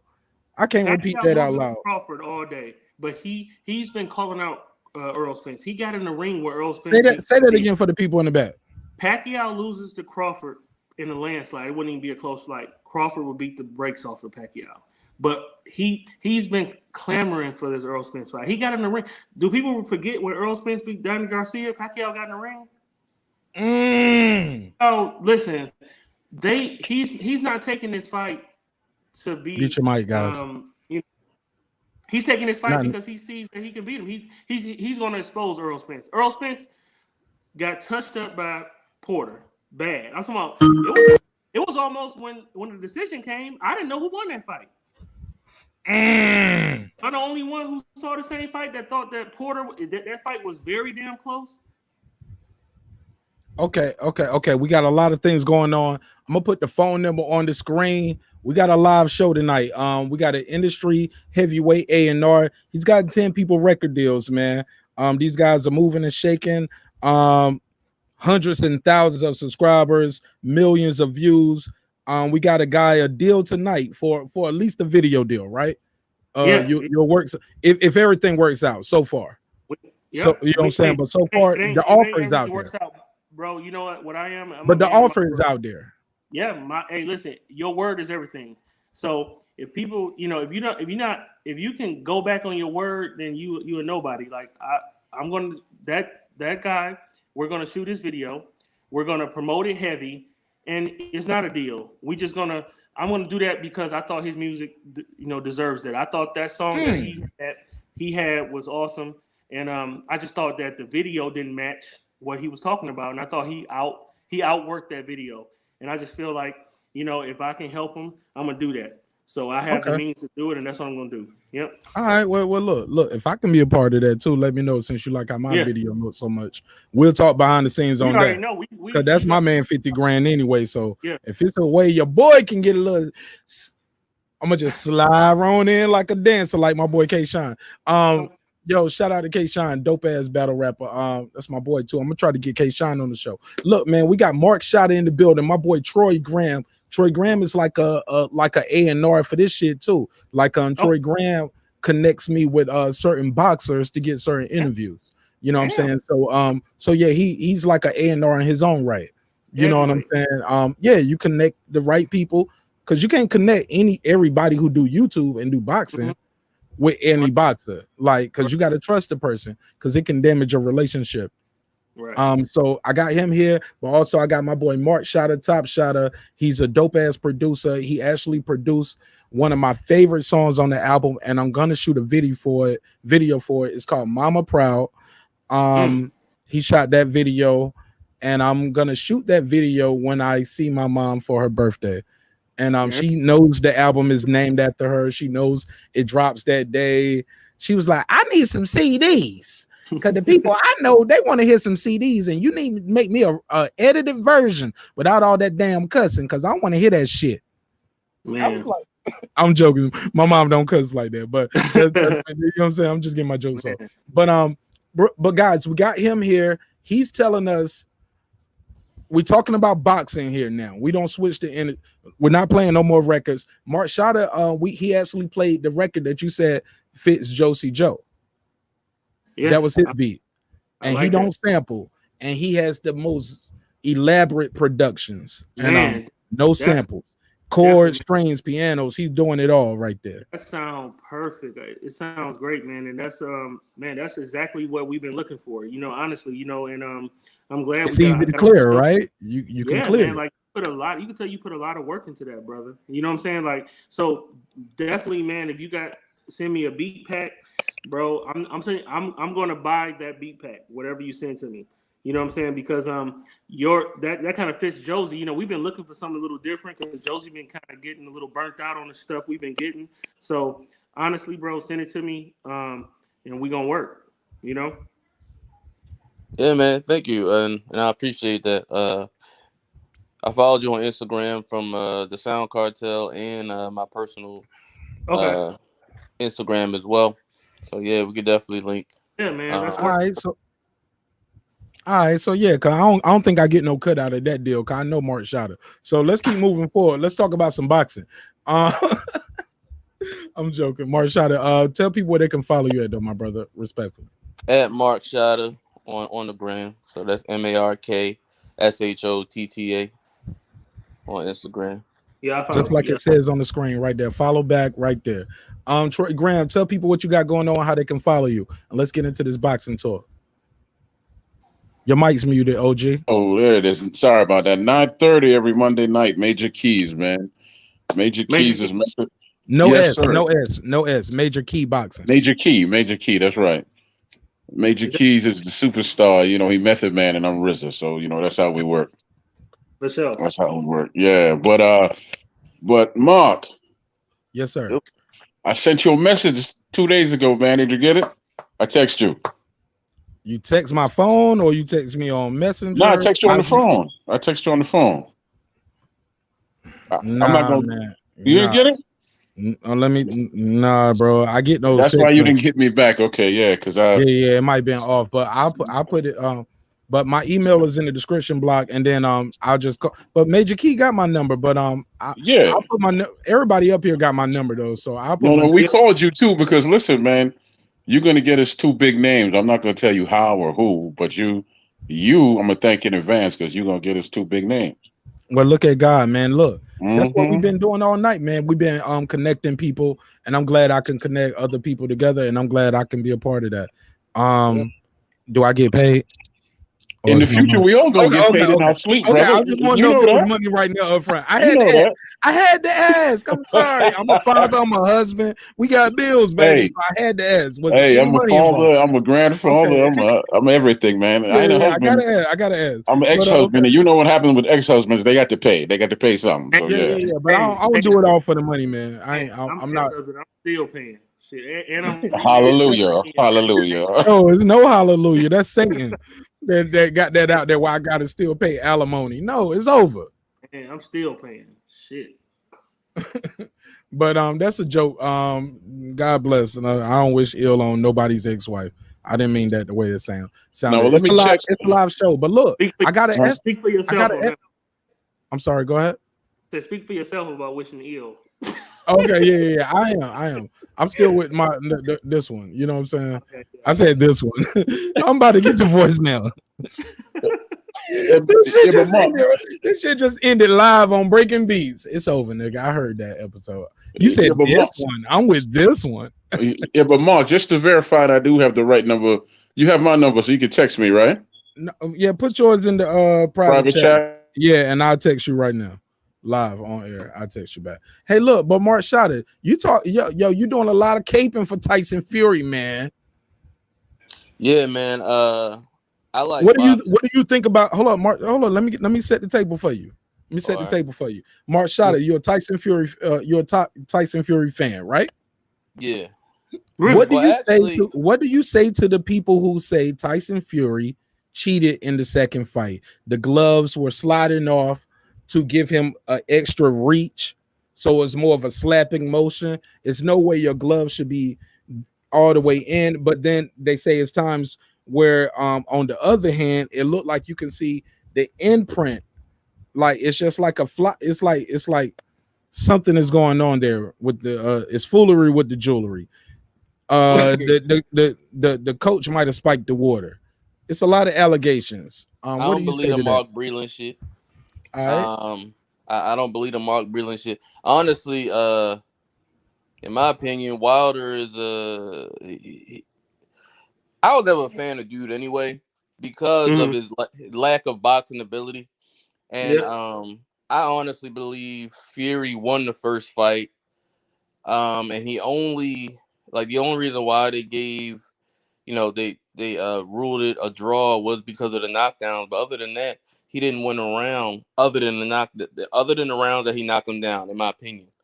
I also think that Fury figured out how to beat Wilder during the that 12th round once he rose from the ashes like a phoenix. Yeah, like once he pressed him and said he said, "Oh, he can't fight on the back foot. This is easy." So he said, "Look, next fight, I'm gonna go over there and I'm gonna knock you out." No one believed it. So then when it happened, oh man, my costume weighed 40 pounds. Oh no, now Mark Breland spiked my water. Oh, and with the gloves, when somebody's getting their hand wrapped and all that stuff, Wilder's representative was in there, correct? Did he report any wrongdoing to the gloves? Because I'm sorry? Do we know that somebody was in there? I mean, I thought they had that's standard protocol, right? I mean, every fight was like if they wanted to be in there. I thought the referee was just in there while they wrapping it. Every fight I've seen, somebody from each team would be in the room to see the hands getting wrapped and shit like that. But if Wilder's team didn't do that, that's lack of experience on JD. For the record, JD's was in there. He was in there watching, but some said, but I've heard Wilder comment on that, and he said it was maybe it's lack of experience. Yeah, inexperience. He's a nice guy. He's in there smiling. He said, but this time it ain't no smiling. We out for blood. That was Wilder's words, not mine. Okay, and that was in a recent interview, like this week with Ray Flores on Premier Boxing Champions. That's out there. I saw that. Okay. And for marketing wise, it would be wise of him to market it as back in blood and get Pooh Shiesty to bring him down in the ring. He's gonna get his ass whooped anyway. Y'all keep cooking. While y'all laughing and y'all bullshit, I'm gonna go take a quick piss. Y'all keep cooking. I'll be right back. Hey, that is hilarious. But that sounds good though. I mean, yeah, for marketing, he said back in blood. No, I just I don't believe in the glove gate. You know, I thought my man just outboxed him and beat him, but I do think that costume has something to do with it because when he came out that costume, he looked dehydrated. He did. But that doesn't make up for boxing skills either. I just think that he put the right guy in his corner. They've been working for damn near 18 months or 12 months since he fired the other guy. So I think he looked good, man. He done slimmed down. I don't know if that's going to work in his favor for being about lighter. to say. Yeah. I got to. Okay. Fury. Go ahead. I'm sorry. Troy. Yeah, brother. I'm sorry. I just got a quick thought about this, right? The whole thing with the gloves. If you're a fighter, and you in there with another fighter, and his gloves are loaded or whatever, you're the first one that's going to notice that. You're the first one that's feeling that. Why didn't he tell someone in the corner to have the referee check his gloves right there and then? Since his gloves were loaded with the egg weight. And how is a floppy glove loaded down with egg weight? Can somebody explain that to me? Yeah, that don't make sense. I cannot. I mean, like, I'm not one of the ones that really believe in the glove gate thing, Yeah. But like I said, I honestly think that Wilder during that time he only relied on the right hand, because the fight when he was boxing the what's the 50-year-old Cuban guy's name? Oh yeah, Ortiz. Yeah. Ortiz. He was losing it. He was losing that fight, yeah. but he does have the equalizer. Yeah, that knockout. And that right hand, and right. and it's like he depends on that and depends on that instead of working on his boxing ability. So I've seen the clips of him, trying to master the craft, but it's like if you've been fighting one way for so long, it's gonna be hard to switch up to a new style. And then most of the time, everyone see this before. So it's like once one style stops working for you, then you revert back, and then it's like, what are you gonna do? So I don't know, but I still want to see it. It's good for boxing. I have to disagree with you on the whole good for boxing thing because, to be honest with you, I think both Fury and Wilder, if you leave it up to me, they could both retire. The entire Fury family should retire and just leave boxing alone. Wilder and all his delusional fans, they should go somewhere too, because at the end of the day, they just promote nothing but negativity, and I can't stand it no more. Because now as far as his training goes, Mark Breland could only do what he was allowed to do.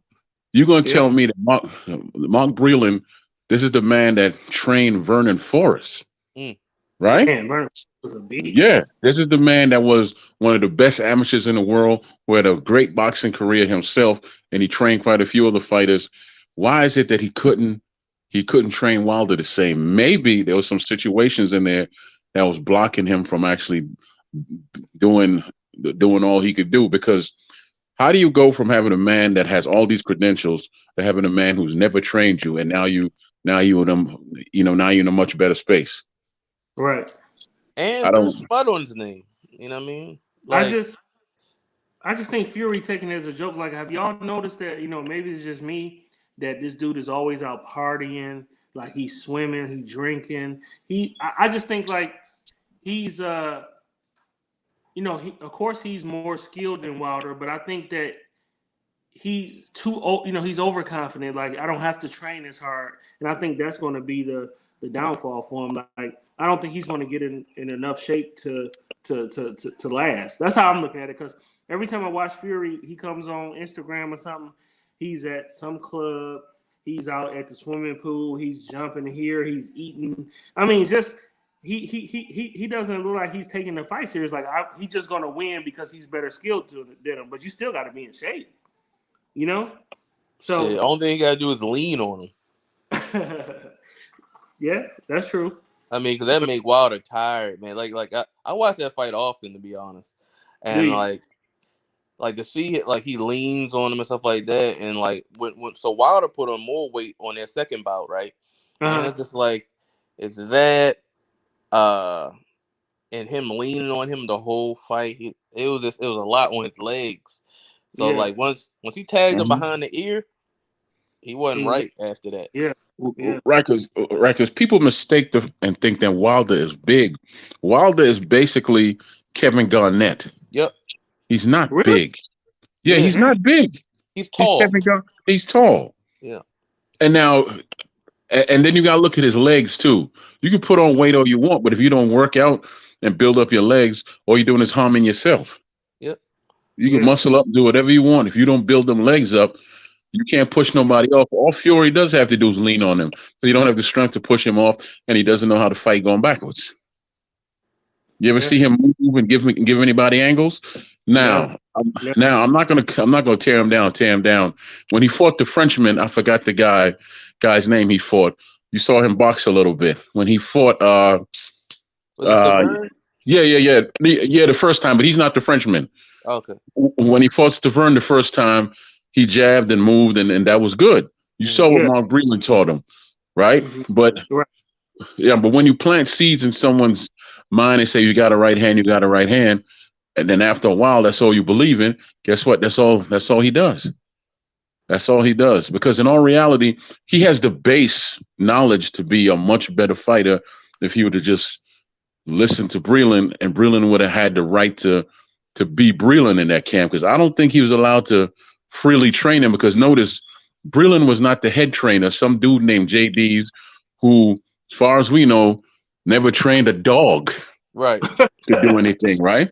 Was his head trainer, right? Right. That's true. Yeah. That's true. So how is this unknown dude your head trainer, but the dude with all the credentials your second? Because he's a yes How's man. that? Because he's a yes man. That's all that is. That's why. Yeah.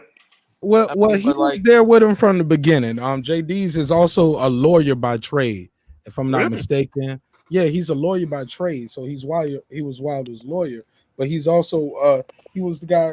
It's a small town. You get what I'm saying? It's not like New York City or Detroit or Atlanta.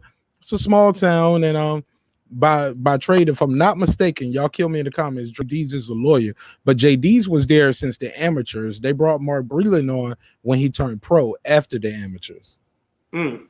So that's how that worked. But yep. What did I miss with other than that? But y'all got the floor. I'm sorry. I'm late back to the party. I appreciate y'all, but I'm glad I was able to provide that.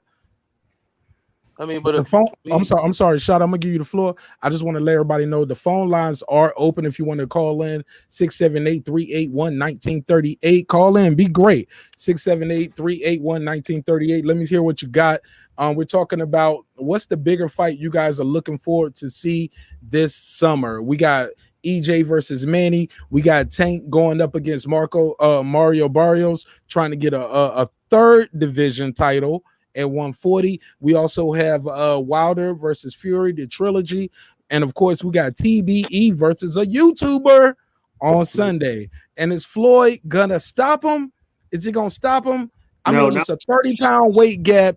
Floyd can't break him in. Hold up, bro. It's 30 pounds. It's 12-ounce gloves, though. Can Floyd stop him? Y'all call in. Y'all let me know. It's a live show. Y'all can beam in. Y'all can call in.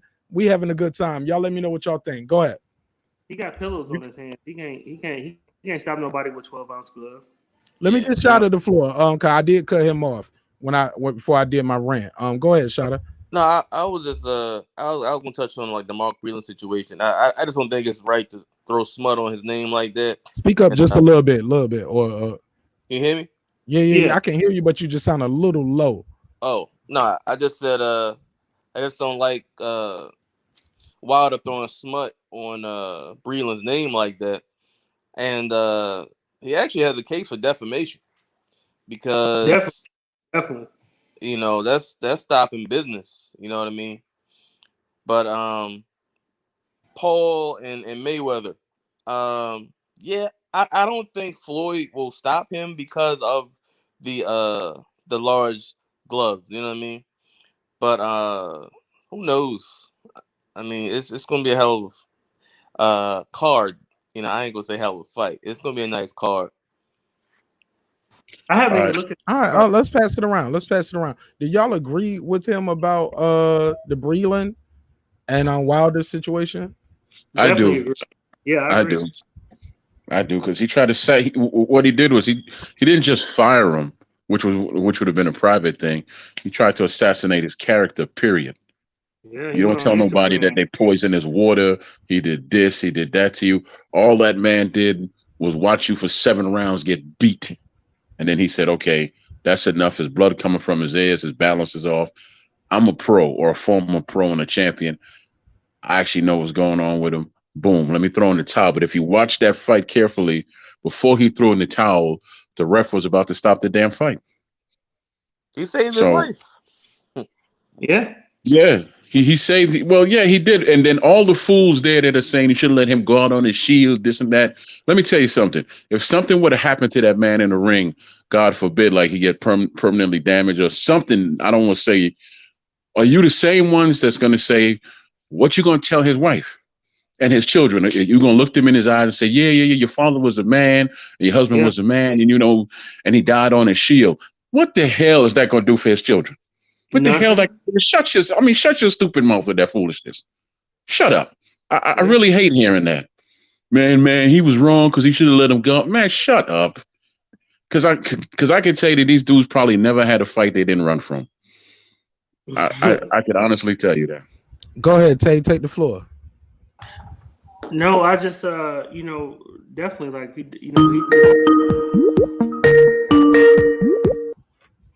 he definitely D-Ray, mute your mic real quick. I'm gonna let him finish, and I'll go to you. Yeah, no, I agree with both of them. Like, he definitely defamed his character. Like, especially being a boxer. You know what I'm saying? There's only so many so-called elite trainers, and he was one of them. And then to get some guy at that level who was undefeated come and say that he was no good and all this, that kind of cut his the people that he can work with. Nobody wants to take that chance on him, so he definitely got grounds for a lawsuit. I'm surprised he didn't sue him already. Maybe he's trying to save face or something, but I thought he would have been sued Wilder for that. Because he saved his life. I really thought, bleeding from the ear, me being a medic, and I'm just saying I was a paramedic for 20 years in the Army, like, your equilibrium is not right. You know what I'm saying? You bleeding from the ear, he could have took a couple more punches and, he would have had some permanent damage. Wilder said it wasn't bleeding from the ear, though. He said it was a scratch. He said he got scratched, and the only way he can be scratched in his ear is if Fury's glove was in a position. Like, you shouldn't be able to scratch me if your hand is all the way in the glove. What do you think? What do you think of that? I'm playing devil's advocate here to answer that question, because you said bleeding from the ear. According to him, like I said, how can he scratch him in his ear from a closed glove? I don't. Because he said that's what he's saying. Like how it has that bottom part right there where his laces and stuff. He said he's like right there, and he had this for him to scratch him in his ear. It had to be. You get what I'm saying? The glove wasn't all the way in. It's tape over the laces, Mark. There's no way he could get scratched because that's all tape now. It's tape over the laces. His integrity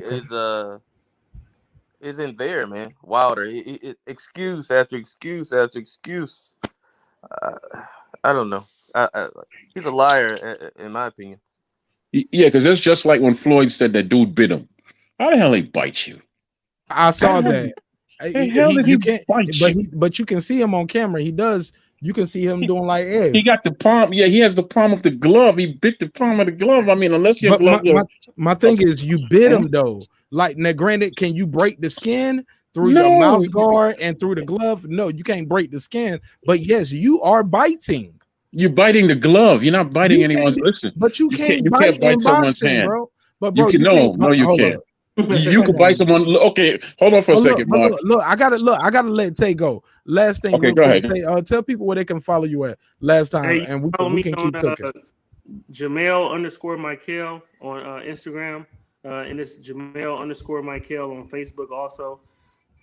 So definitely hit me up and let's work, man. I'm always looking for new artists, looking for that one guy that's or a female that's gonna go viral, trying to change their lives, trying to change my lives also. So All right. Well, hey, thank you, Tate. man, God I bless you, bro. appreciate Thank you you for your having me on time. the show, man. Thanks. Definitely man, invite me again. Hey, Bro, Mark, I'm gonna hit you back after the hit me show. up, I'm gonna man. talk to you Seriously, soon. hey man, I don't know if you make personal beats just for that artist or you kind of cater to that, but if you got some beats, if you can send me a beat pack, bro, definitely send it to me. Definitely, yeah. Let's I'm gonna hit you in your DM and we exchange numbers. Troy, man, good meeting you, man. I'm gonna watch your show. Thank you, brother. Thank you. Yeah, it's Monday nights at 9:30. It's Major Key, no S. Major Key Yeah. Boxing. I think it's Major Key Boxing. I'm on it. Yes, right, Major Key Boxing. Major Key. Hey, look, but I usually simulcast the show. So if you can watch my interview with Kelly Pavlik, it's with Major Key, and you can check the interview I did with Glenn Johnson. You familiar with Kelly Pavlik, Glenn Johnson? Yeah, man. Troy set that up for Major Key and myself, and I'm eternally grateful for that. So you can always find his link. If you can't find him, and it's hard to find him, go to my IG. I follow him, and you can just check my IG. But I'll text you. I'm gonna hit you up this weekend because we got some other work we got to do. But thank you again for pulling up, and I'll hit you up when the show ends. What time is it where you at? It's 1:00, same time as you. All right, I know you be moving, man. I don't know where you at. Boy, could be in Japan right now. All right, love you, bro. Appreciate it. All right, go home, man. Get out of here. Look, let's get back to this fight talk, nigga. Hey, let's go. All right, man. But it's been a great show, man. And I do want to get into a little bit more boxing talk before I close this out. Glad we had a dope ass interview, man. That was not expected. But God don't make mistakes. Mark Shada, Troy. So both of y'all got Tyson Fury in this fight, right?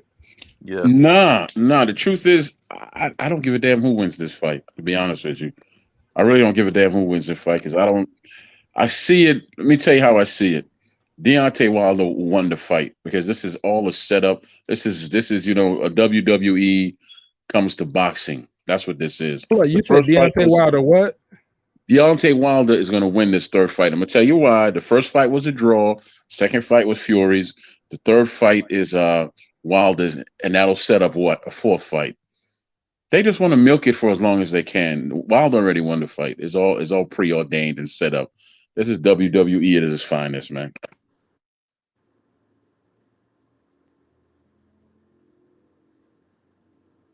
Go ahead, Shada. You got the floor. Oh, damn. I mean, I hope it's not like that, but like, honestly, I don't think Fury want to lose that Odo. And I mean, like, I'm surprised Wilder didn't take a step aside money, but that's an interesting point of view there. So I mean, I don't know. I mean, hold on, what did I miss there? Hold on, what happens? Like, what does Fury gain by Wilder winning? He gains a fourth fight and more money. A fourth fight? What you think he gonna throw the fight?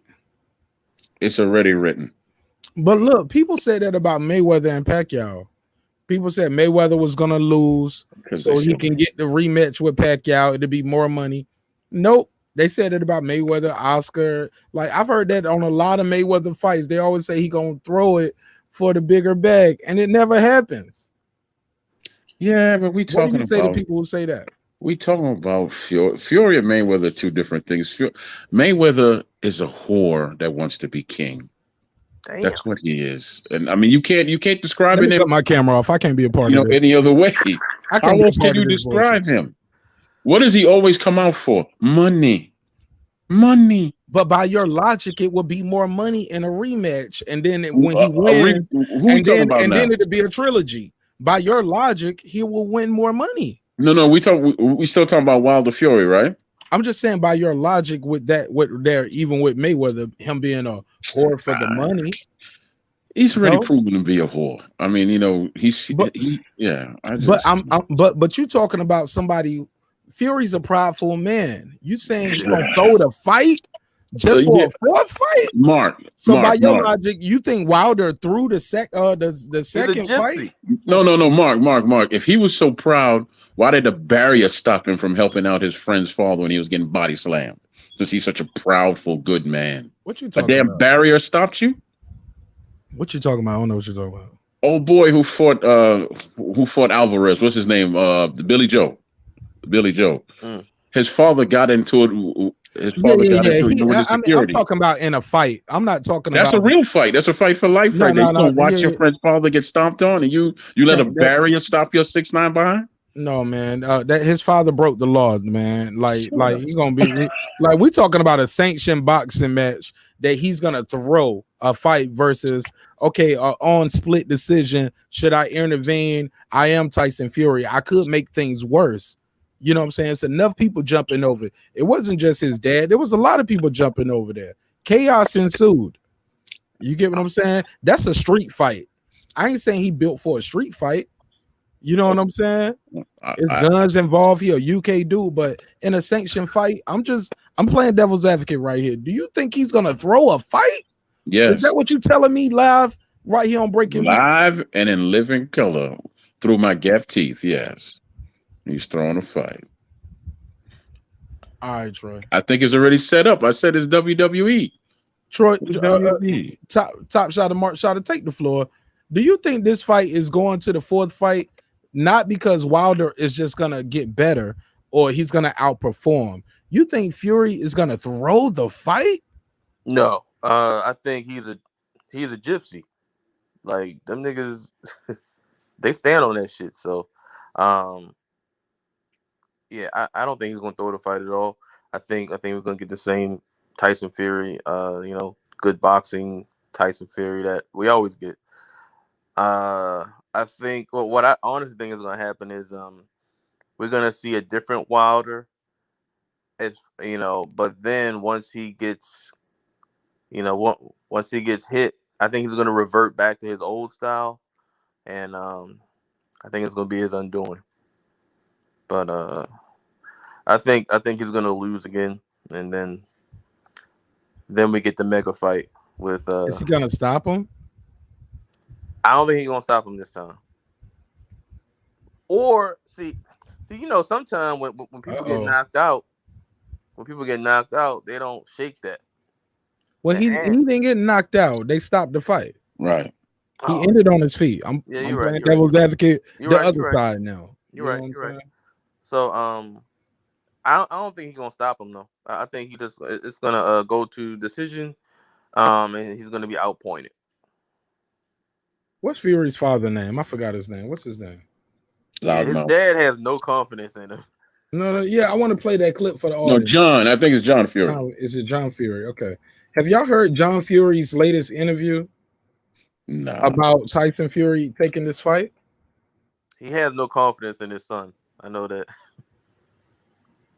He said, "I told Tyson not to take the fight." Did y'all hear that? Yeah, I mean, he said that on their second fight though. So and there goes the setup. No. The second fight, he said he told David, "Hey, he said I bet you every penny I own, my son wins this fight. He's gonna stop him. He's gonna knock him out." And he folded his arms. And that footage is out there. He had a whole bunch of confidence in that second fight. But I'm gonna play this clip. I'm gonna try to find this clip. While I do that, I want y'all to answer this question for me. Is this Logan Paul Mayweather fight? Is this bad for boxing? Is it good for boxing? I think it brings a lot of eyeballs to the sport. Some people are saying it's not what people are gonna see in regular boxing matches with top tier competition. So they're gonna look at it like, hey, this is, they're gonna look at quote unquote real boxing and be disappointed. Does that mean these guys got to step their profile up? Like, why does this fight mean so much to boxing? Does Mayweather have anything to lose? Can he stop Logan Paul? If Logan Paul makes it 8 rounds with Mayweather, is that a win for the YouTubers? Well, to be honest with you, you have a guy that's not a boxer, he's a YouTuber, and you have a guy that's retired. So, in reality, it has nothing to do with boxing. But I tell you what, if it brings more people to boxing, great. But at the end of the day, Floyd can't break wind. He's fighting a 200-pound man that's what 6 foot tall or whatever. He's not going to do anything. He complained about his brittle hands throughout his career, but all of a sudden now he's going to find some. All of a sudden he's Samson and he's Hercules. Now he's going to find some strength to be knocking out 200-pound men. Like, stop. He's not going to knock anybody out. He's not going to hurt anybody either. I mean, come on. He had his hat taken. See, but with Floyd, a lot of people, they always say how he don't have power, but nobody has come in there and dominated him or nothing like that. And he's never stopped. I mean, who's the last person who really stopped? Well, no, because the reason why he stopped Conor McGregor. Yeah, he stopped Conor McGregor. Let's keep it Ortiz above. for that. He did. Yeah, Yes, he stopped him. Look, Robert Byrd stopped the fight, but Conor McGregor was getting beat pillar to post. He didn't have no more rounds with him. Conor McGregor, just like Deontay, the ref stopped him. He was still on his feet. I mean, the dude he's not a power puncher. Okay, and but look. Okay. When the ref stopped the fight for Wilder was at least swinging, and the ref stopped him. When the ref stopped the fight for Tyson, for Conor McGregor, he was damn near sitting on the ropes like Kovalev was against Ward. Fatigued. But listen, let me tell you why. Fatigue will cause you damage. Right. You can't, intelligently defend yourself.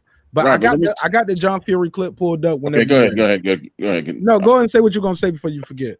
Because I ain't gonna forget. My point is he's not a killer. You could get somebody hurt all you want. He's not a killer. That's why he's not gonna stop anybody, especially not a 200-pound man. He's not gonna. He doesn't have that killer in him. A stoppage is the ref coming in and saving you. He's not stopping this boy. A towel being thrown in is a stoppage. Ain't no towel gonna get thrown in either, because you have to get inside. You got to get close enough to actually get him and put the damage on him. I don't watch that dude, man, and I haven't watched Floyd in years either. I don't watch him as brother. Yeah, he's the worst of the two. And listen, I don't watch Floyd either. The last Floyd fight I watched was Mosley, because my son was turning a certain age and he asked me could I buy it, and I did, and we both fell asleep. So that was a hell of a fight. We fell asleep after the third round, fourth round. It's a hell of a fight in the second round. That's it. You talking about Mosley versus Mayweather? Yeah, the second round was great. Hell of a fight. Yeah. In the second and third round, maybe after that, it was just a regular old garbage. No. Floyd was stepping to him. He was trying to stop Shane at certain points. There wasn't no running around and no shit like that. The reason why I like that fight, because Floyd showed dog. Floyd showed, all right. He showed poodle. Right, you got me a wobble. Poodle? Come on, bro. What are you talking about? Let me get him the drops. I need my drops so loaded up. Go ahead. You don't like Floyd Mayweather? Oh, no, that's my favorite guy. No, I'm fucking with my brother Troy right now. Go ahead, Shada. No, but like when he got wobbled twice in the second round and he adjusted like that, it's amazing. Like, I don't know, to be a Floyd fan, I think you got shit. Hold on, guys. I'm sorry, D-Ray. D-Ray is on the line. D-Ray, talk to me. You still there? Yeah. My God, I am so sorry, bro. This brother called in and he's been on hold the whole time. Go ahead, D-Ray. Give us your take, man. I'm sorry, Shada. We'll come back to you. Go ahead, man. We got a call. Hey, man, hey, I'm trying to cry like a baby, man. I thought I was about to get a record deal. Oh, man, you had some bars for us? Hey, if they can give me a video. Hey, man, great content, though, bro. And I appreciate the fact that he was able to cross lanes and go from the music to the boxing. So hopefully, that won't be the last time we have him on. And then Mr. Shada and Mr. Troy, they doing a great job, bro. They keeping you on your toes out here, huh? Absolutely, man. I'm disappointed in them, but it's okay. I still love them though. You know what I'm saying? Look, I ain't gonna kick them out the classroom or nothing. You know what I'm saying? Yeah. Or cuss them out or be like, yo. Like a little bitch right now. Hey, I ain't gonna say that to him. Yeah, I know. Hey, I'm gonna give him A's, man, because it was great content.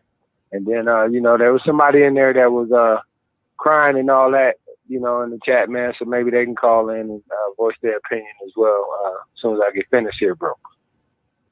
Now, I think though, I'm cool without it too. You know what I'm saying? People just look. The chat is the chat. You know what I'm saying? I tell people if they joking on me, call me Paddington Bear Hat, whatever. Yo, leave that shit up. No, Don't they block weren't them talking out. about you, bro. Yo, I love the jokes though. I can take a good joke.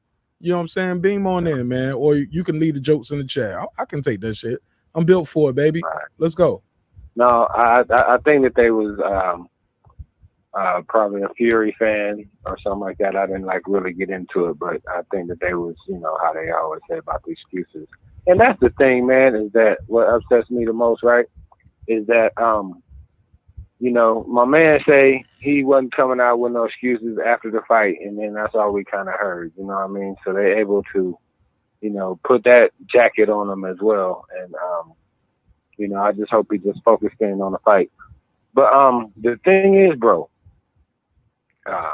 some of your good context, man, we need to get a Mark Breland interview because I want to know if Breland seen blatant cheating. You know what I mean? If he thought it was cheating, because I probably, you know, I'm not sure about that. But my thing is, if he knew that there was a weight or some illegal tactics that was not being stopped or questioned or whatever, and he stopped it, then I think that's one thing, right? But if he just knew that it was a fair fight, but his guy was losing, then I think that that's when you have to let Bomb Squad go for Bomb Squad, you know, because he always said he only had to be perfect for 2 seconds. And that's the style he fights in. So, you know, you can't bail him out, so to speak, you know. So, like with Breland, if he would have just said, hey, I told him don't stop it, he stopped it, I could have accepted that. It's the water thing, man, it just drives me nuts, bro. I'm just like, man, why would you, you know, even, let's say it would be true, right? Just be like, hey, man, just go away, bro, and we just, you know, keep it 100 or whatever. Because, like, you know, you guys were saying earlier, if there's no evidence to prove that, you know, you can be sued, and, you know, you don't want that. But, yeah, man, I just wanted to try to get my record deal, man. I was going to drop my 16 on y'all, man. So I got to go back and compete with the baby, do my crime, but I might have to pull my eraser out and try to get some of these lyrics all the way right. Hey, man, great show, bro. I appreciate it. Everybody subscribe, like, share on all platforms. We're waiting for the 11th. Hey, man, and that's the thing, bro. I thought it was so cute, man, when your mom, when you said that she had to get her some copies. I love that. And even better when she said she wanted to get her some clean copies. Hey, man. That's a beautiful thing, man. Absolutely. Thanks for calling in, bro. Appreciate it. Man, you're more than welcome. You can always beam back in, bro. Thanks again. My man D-Ray. Yo, if don't nobody else call in, he gonna always use that phone line. He love that shit. And I appreciate it. He the reason why I keep the phone lines open. Where are we at with it? What are we talking about? Go ahead, Shotty. You got the floor, right? Oh yeah, man. Shit, I forgot what the fuck we was talking Well, about. Troy said he had something he wanted to say before I played this John Fury clip, or I could play it afterwards. Go ahead and play the clip. All right, so this is John Fury, Tyson Fury's father, and he's talking about basically how this fight was made too fast, how they kind of rushed it. I'll play the clip and the audio. Y'all tell me what y'all think. For Tommy and Tyson, but Tyson obviously he's in a different league now. 20,000 yes men around him. You know, this is what happens. I think we get to the top. There's a lot of leeches out there, a lot of hangers on. As you can see what's happening in America with him. Appalling work, to be honest with you, but that's just my opinion, but I'm straightforward. But that's Tyson's business. He's over 21. It's up to him. When you say appalling, you're talking about the whole thing where he was going to fight AJ and then the last minutes. It's diabolical, isn't it? You know, you're geared up to fight one man. All of a sudden, on the 11th hour, it's all sorted in 24 hours. He's signing contracts in the hall of a boxing venue. You know, they're around him like Lucas. You know, and I think to myself, you know, how can you think straight with all that around you? It's for my money, it's a mistake. It's a mistake. We can blame his team, can't he? No one else. Anything rushed is no good, and that's been rushed. He was fighting AJ. I wanted to fight AJ. I have no interest in Deontay Wilder. So why has he got to fight Wilder? I told him on a phone conversation, chuck the belt in the bin, let him have it, come back and fight AJ on the 14th of August like was planned. But who am I? I'm nobody, unfortunately. A voice that only a certain amount of people hear. And because you don't drive a Rolls Royce, live in a castle, it falls on deaf ears, doesn't it? You can be idiot. You can be a idiot and an imbecile and come out of a big setup and they listen to you, don't they? Yeah. I mean, that's unfortunately the case. And then you've got the detractors, well, like AJ's camp claiming that they never. All right, so let's pause it there because he's the interviewer is basically going to ask him, hey, we got some detractors from the AJ camp. They were saying that he never wanted to fight, and he said he's going to say my son 100% wants to fight. And I want to skip ahead to another part that he said that I thought was very telling. In my opinion, when he folds right before he folds his arm. Boxing fraternity has been embarrassed from last escapade. He's saying Tyson can be cheated now, or Tyson cannot be 100% focused. Like he's already kind of quote unquote making excuses. Some would argue. But let him say it. And body language is a thing. So let me put him on the screen. I want you guys to see the body language.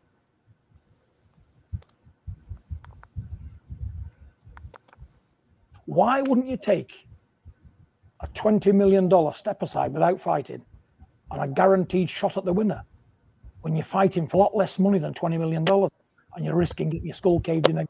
It don't make sense on his part. So obviously the powers that be in America are involved, aren't they? All right, so he thinks the powers that be are involved, and his son might get set up. What do you guys think of that?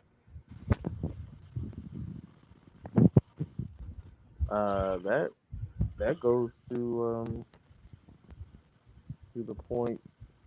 You sound low, bro. You sound super low now. Can you hear me now? Perfect. There you go. Go ahead. Yeah. I'm sorry. What's the guy's name that's on here?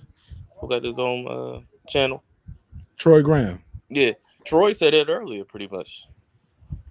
You know, he thinks that the fix is in already, pretty much. So I don't know, but as a father, I don't know. He sounds like he got a little issue with his son. That's what it sounded like to me. Like I don't know, but I still think Tyson Fury is gonna win. But yeah. Well, to me, all his words are just foundation for the foolery I said that would happen. That's all that is. Listen to what he's saying. Oh, he can be cheated now, this, that, and the third. Wilder already won this fight because it's written already. All John is doing is just confirming it without letting you know he's confirming it. This is great marketing, actually. Great marketing. All right, let's continue. He said he told his son to throw the WBC belt in the trash and say, "Hey, I'm fighting AJ." He said, "Why the rush?" He was like, "Yo, anything you rush can't be good. You're there in America because you're supposed to be fighting AJ. Now, right here at the end of the day, they telling you got to fight Wilder." And he was like, we've been dealing with this since last year. They said, hey, there's nothing to worry about. Everything is secure. He said, and right here at the end of the day, he said, I know Bob Arum wants to make his money, but this is not what we thought was going to happen. Let's hear that. Now this is serious. You know, I'd say keep your WBC belt. I'm out of here. I'm fighting AJ with the belt or without it. I'm sure people still want it. Yeah, well, like I say, I mean, it looks, well, obviously, you know, the contract's been signed, but hopefully, fingers crossed. He signed a contract in an all of a boxing venue. He said, we signed the boxing contract in the all of a boxing venue. What? Listen. Put it under his nose. Yeah, I signed that. Business isn't done like that, is it? Crazy. Tyson, watch what you're doing out there, lad. Enough said. just one more thing. For you personally, it must be sort of bittersweet in a way when Tyson's fighting all these fights in America and you're not able to be there. Do you know what I mean? It doesn't bother me one bit. You know, as long as he gets fair play, all I want him to do is reign and get what's right and you know, get fair play. If you get beat fair and square, that's not a problem with me. But I just see so many unbranded tricks being played in this field now. It's ridiculous. I've got the bellyache with it. You know, so at the end of the day, being there means nothing to me. Winning does. You know, if you've been conned out your title, that's how it is. That's how it's looking to me. Getting conned out his title. This, that, and the other. But I'm only going off what happened in Germany when he fought the Klitschko's. If we hadn't have been there, he'd have never come away with them belts. And I've had it first-hand experience. So I'm just worried from that escapade. He said if we had been there, he never would have won the Klitschko fight. But he won the Wilder fight without them being there. I know they tell him he's bigger than the Beatles, he's bigger than Elvis. Boy, but I'd reshuffle, come back, regroup, like a good general would do, and assess the situation properly. Oh, here but we I'd go. Reshuffle, come back, and you know, but that's up to Tyson. He knows what he's doing. He's a big boy. But I'd reshuffle, come back, regroup, like a good general would do, and assess the situation properly, and say, hang on, what can we do about this? Instead of being told what to do. Nobody could tell me what to do. I'd say straight, I'm not comfortable. No. I'm going to look properly. But everybody seems to be doing as Bob Arum says, you know. Not cricket, is it? Me, no harm to Bob. He's probably got his intentions right, but it's all about money and what they can do. All this is benefiting the Americans, you know, because they never wanted the Saudi fight, did they? Never wanted it. Tyson wanted it. I wanted it. Everybody in the world wanted it. You know, and what we got? Deontay Wilder. So, beat him to pieces last time we weren't in a fight. But you get complacent. Probably see a different Deontay Wilder this time. Probably a lot different. AJ and Usyk. It's not going to match up to what we was getting, is it? None of it. So I say to make a stand, all these boxers need to voice their opinion. Because without them, there's nothing. I keep telling them that they've got to realise without the boxers, there's nothing. They can't tell you what to do. It's up to you.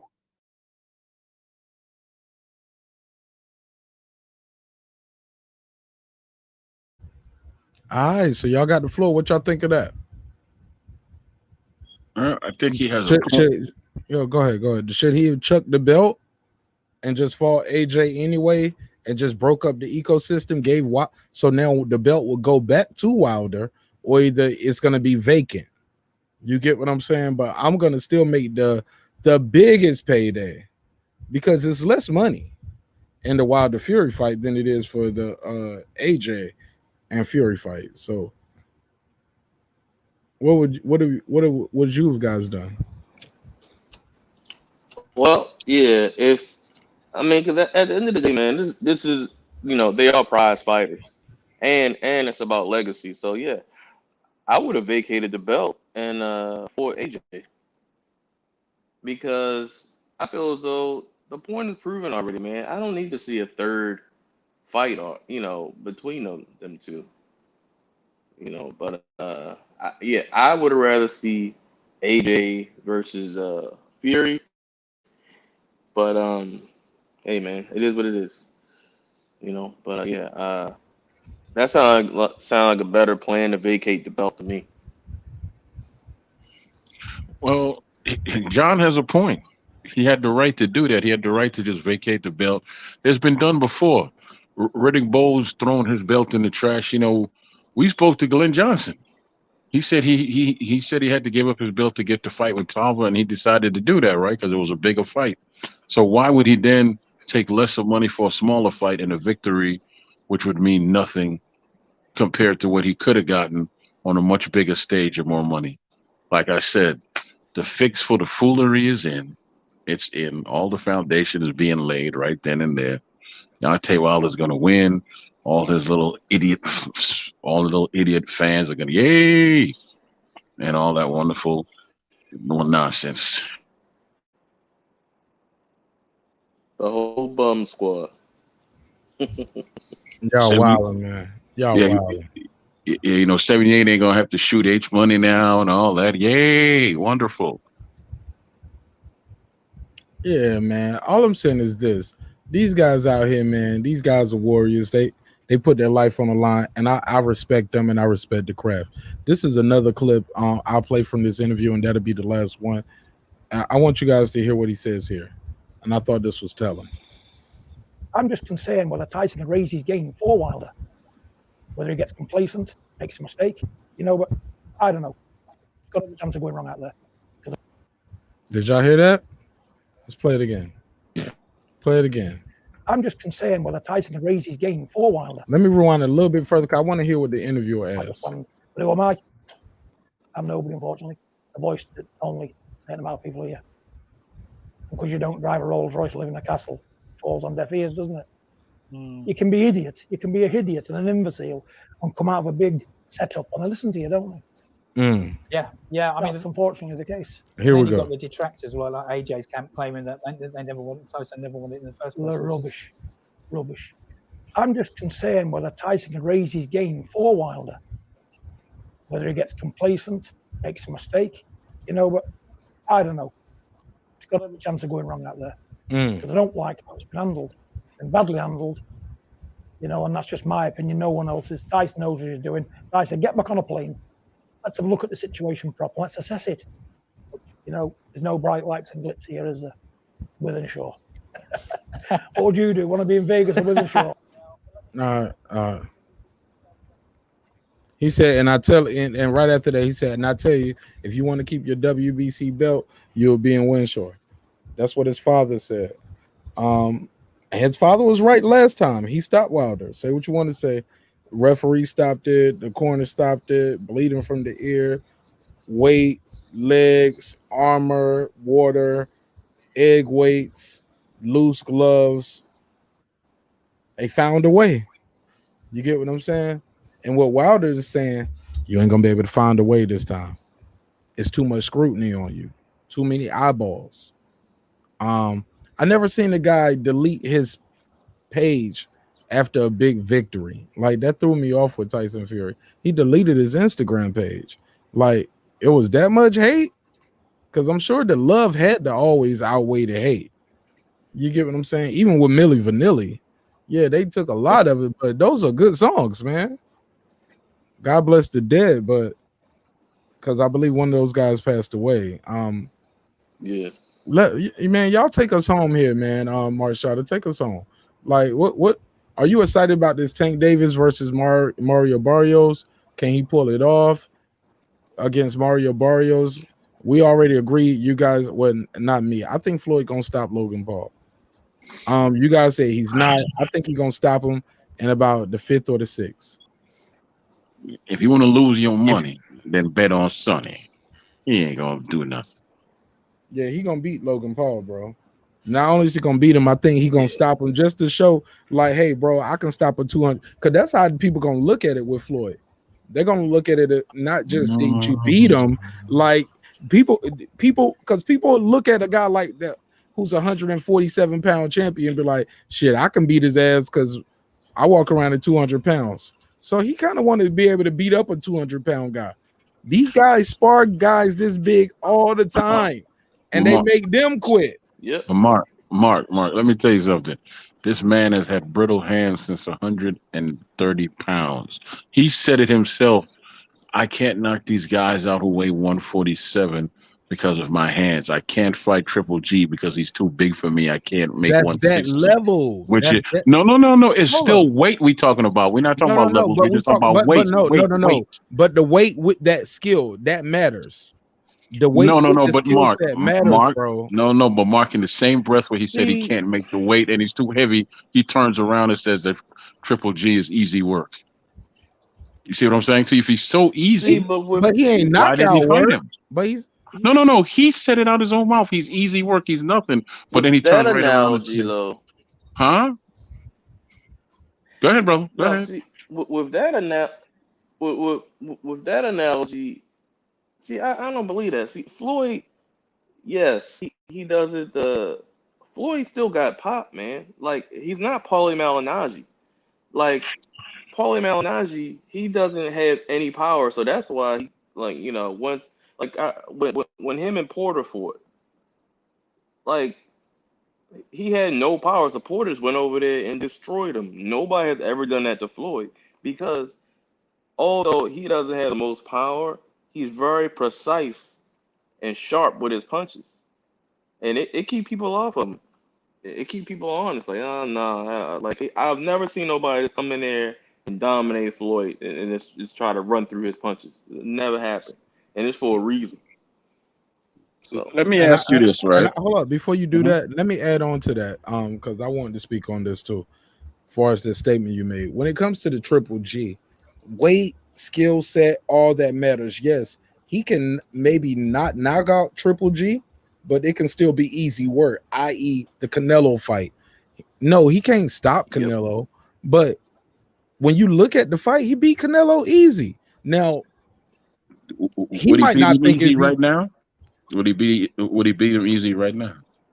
I ain't seen he's a 42-year-old man now, right now. Pacquiao's 41 or 41, and he's still fighting top guys. But I don't know but we talk top guys, or are you talking about Canelo? I don't think Pacquiao can beat Canelo.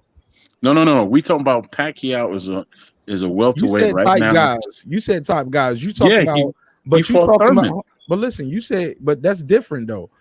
He fought Thurman at 147. You asking me, can Floyd be a 168-pound super middleweight? Right, because he's fighting a 200-pound man, right? So right, but it's a different type of fighter. It's different skills. It's not just the age. Okay, it's not just the age. It's not the weight. The skill set matters. You get what I'm saying? Yes, he can beat Logan Paul, but can he beat Canelo? I don't know, because Canelo's 168. I don't think he would do that. I don't think he can pull that rabbit out the hat. Okay, so he's not that active. Okay, so you know what you're saying is that he's washed up enough to beat guys who can't fight. That's what he's, but he's not. He's never been washed up. What you talking about? Okay, so tell him to bring his butt into the ring and fight real top guys like Pacquiao fighting in his 40s, since he's not washed up. Huh? He's not retired. He's lacing up gloves and getting in the ring with a 200-pound man. It's an exhibition fight, bro. Okay, it's retired means retired. Bro, no, bro. Retired means retired. No, bro. An exhibition is an exhibition too. You see Andre Ward out there fighting? Andre Ward has a knee injury. Retired. He has a knee injury and a lawsuit going with Lords of London about his insurance. It's a multi-million-dollar lawsuit about them not trying to pay him for his injury. Did you know that? Okay, but you see what's going on here, right? What's going on here? You same thing with Wilder. No, excuse after excuse. My nigga, no, don't do that. Don't do that. No. Hold on. We're not gonna do that. You said Andre Ward. I gave you a reason and an explanation. You calling an excuse? Yes, the man retired because of a knee injury. That's why Andre Ward don't box no more. Okay, well, so give me a different example before you call it. Back to Floyd Mayweather. If he's still good you want to enough, do that. All right. No, because that's what the base of this conversation is. If he's still good enough to get in the ring, why isn't he getting in the ring with professional boxers? Money. Let me answer the question for you. But he's honest enough. Yeah, I agree. Yeah, I told you he was a whore, and you disagree. No. I didn't. No, I'm not gonna call that man no whore though. I am. I'm not gonna do that. That's crazy. No, he's a professional athlete who's garnered enough success in his craft that people want to see him still get in the ring, even if it's not even a real fight. People just want to see him. People pay him millions of dollars just to see him with gloves on. What's the point of watching him fight? I mean, what does it give you? I mean, because as a fan of boxing and all that, to me, there's no excitement in watching him. There's no intrigue. There's nothing. So what's the big draw? Tell me. It's Mayweather. His name is his name. What are you talking about? Nothing to me. That means that's you, Troy. You're one person, and that's okay. No, actually, there's a lot of people who feel that way because he's not exciting. He's not intriguing. Nobody else beamed in tonight but you, so you can't say that. And there's been a lot of people coming in here right now. I'll wait for the comments. We can agree with it, but somebody who gets paid for a living, I'm not gonna call them a whore because they got a job, bro. And their job just happened to pay them more money than my job paid me. I'm not gonna call them a whore. And even once you retire, you're so good at your job. I don't care if you was a waitress. People want to see you come in there just to put the pancakes on the table for somebody and take a picture. You're not a whore. You're taking care of your family. What's wrong with taking care of your family? He says it all the time. He fights. I never heard him say no money, which makes him a whore. No, that makes him a prize fighter. Right? He's a prize fighter. We The agree money to is the disagree. prize. Hold on, Troy. I can't let you off the hook with that. He's a prize fighter. The money is the prize. What's wrong with doing his job well? And nothing, but since you TBE, you telling the world you the best and you represent boxing, you the face of boxing, why aren't you fighting boxers? He's retired. But okay, so listen, if he's retired, why does he say that he's representing boxing? Because his name is Mayweather. He is the face of boxing still. He is the face of used toilet paper. No, bro. Yeah, he is. I just see the whole. Troy.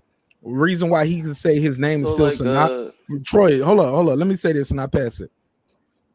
Certain people, certain athletes, their name is synonymous with their sport.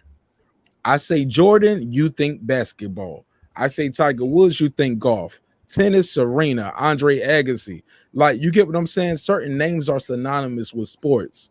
Go ahead and say boxing now. Floyd Mayweather name is synonymous with boxing just as much as Ali, Tyson. No. Yes, it is, bro. Might not be, you don't think they're as good, say whatever, but the numbers don't lie. Bro, his name is synonymous. It's a new era, it's a different era. You think everybody signed to PBC just because of Al Heyman? No, that came because of the success that he did with Mayweather. Am I insane? No, I'm insane. But listen, let me say this. When I said no, when you mentioned Tyson and Ali, inside of boxing, yeah, he has a big name, but outside of boxing, he's not on their level. Those two are icons, right? No. Listen, hear me out. Ali is a world-renowned icon. Floyd is not that. Tyson is an icon. Here's the proof, since you love numbers so much. Tyson came back after how many years and fought Roy Jones or whatever in a fake fight, yes. And he did bigger numbers than Floyd. So I guess what record did they break? They didn't break no record, but he came back and did millions and millions just now, and he's damn near 60. You think Floyd can do that at 60? And guess who he stepped into the ring with? He stepped into a guy that actually let me finish. He stepped into a guy, in the ring with a guy. Argument, but go ahead. That's a guy that actually is a fighter. Roy Jones. And both of them basically, you say, are on the same level because they're both retired, but they're both fighters. He's not fighting he's not fighting some guy from the MMA. He's not fighting some kickboxing midget from overseas. He's not fighting a YouTuber. He's fighting another legend like himself. So you would be happy. So I got two questions for you. Mark Shadow, you got anything you want to put in? You can jump in there anytime. You said, I just want to fact check real quick. You said he did better numbers with Floyd. What record? No. Better Dan. He did better numbers than Floyd. Record breaking or better than? Kill me on you can kill me on the numbers because I'm not good with numbers. So that was a bad example. So let's retract that part from your statement. Let's go to the other part where you said he's not fighting. Would you be happier if he was fighting like Oscar De La Hoya in the exhibition? That would be great. If you say you're the face of boxing, then fight. I don't care if you fight you could fight other retired boxers and all that. Then that'll be great. You're out here saying that you the face of boxing, but you ain't fighting no damn boxers. You know what? He's such a face of boxing that people pay millions of dollars to see him do crossover sports, as in like seeing a basketball player play a hockey player. You know what I'm saying? But we gonna play in a basketball match. You get what I'm saying? He's such a big draw. He brings other guys to the sport. He opened the way for Jake Paul. They have a boxing match with Tyron Woodley, some crossover shit. And people gonna watch it on Showtime. And they gonna hope Jake Paul get knocked out because they boxing fans. They don't even like UFC. But you know what? We're gonna root for the UFC guy because he a real fighter versus a YouTuber. People want to see these guys get taught their lesson and realize, hey, this shit ain't no play. You don't play boxing. I've heard people say if Jake Paul goes, if Logan Paul goes 8 rounds with Mayweather without touching the canvas, it's a loss for boxing. When Floyd was fighting Conor Mm-hmm. McGregor, it wasn't winning 12 rounds. It wasn't about the 50-0. Floyd had to stop this guy. Floyd got to knock him out. Yeah. And when Floyd got caught with the uppercuts early on, I threw a fight party that night, bro. I had people outside. We had a fence on the backyard in the patio where we had to fight on the projector. We had people in the studio. We had people in the living room. We had people on the TV in the garage. The crib was loaded. You get what I'm saying? Everybody thought Floyd was losing them first couple rounds against Conor McGregor because he didn't want throwing no punches, and the little punches Conor was throwing, they were landing. Floyd didn't look hurt. Hindsight is 2020. It looked like Floyd carried him. But what I'm telling y'all is anything can happen when it's 30 pounds of weight. But I think Floyd is such a master at his craft. He's been fighting bigger guys his whole life. The weight don't win no fucking fights, bro. I've seen big guys get knocked out by little guys.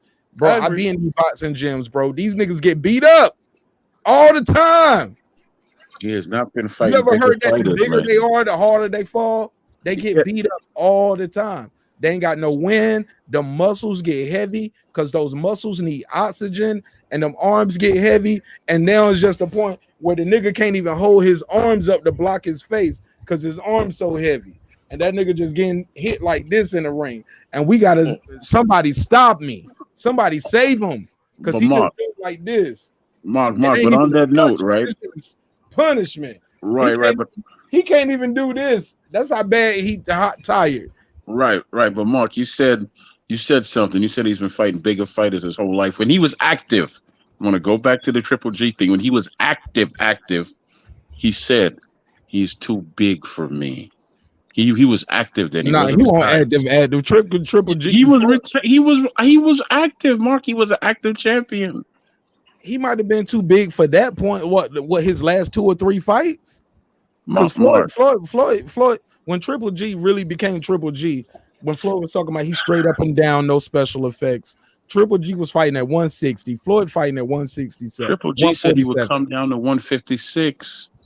He fought old boy Cotto at 154. So what's 2 pounds?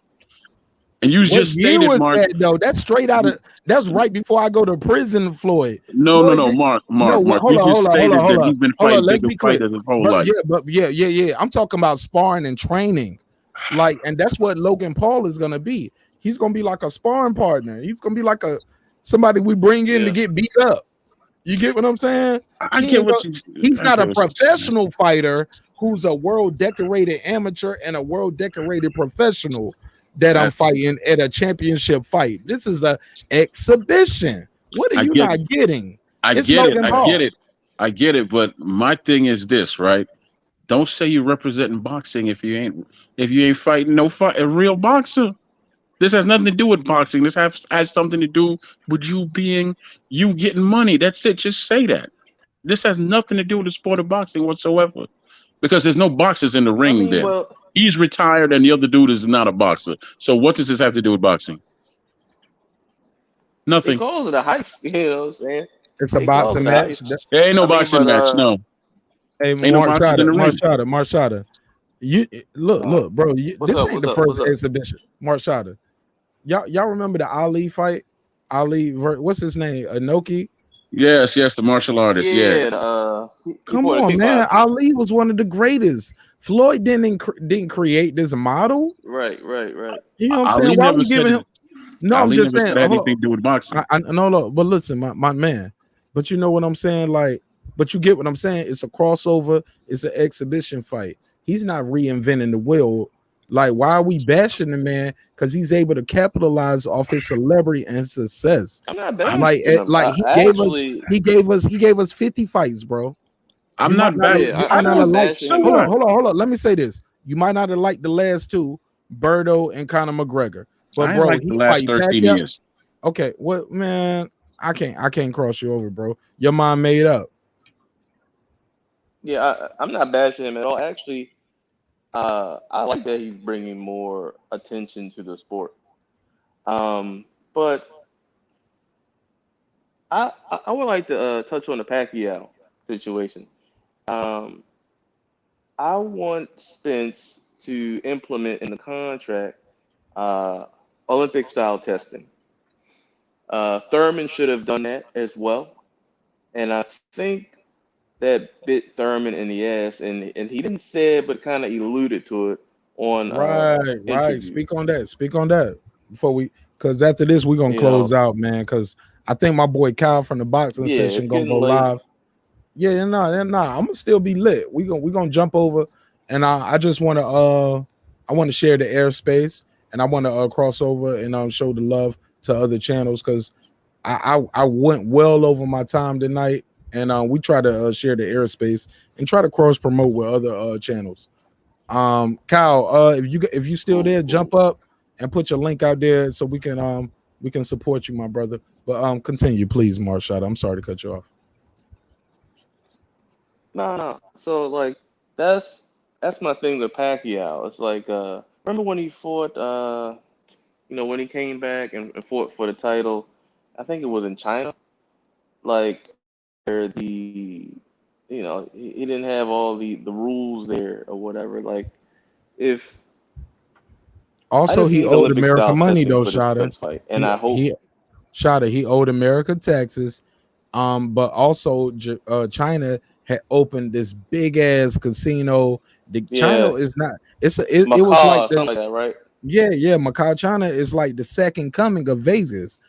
Some say it's bigger and better than Vegas because of the shit you can do and how you can move and shake. And they trying to rival Vegas. So Macau, China is you know what I'm saying? So, but I don't know how they went far as the regulations. But I don't want to sleep on Macau, China. You know what I'm saying? Because they had the purse bid, they had the bread.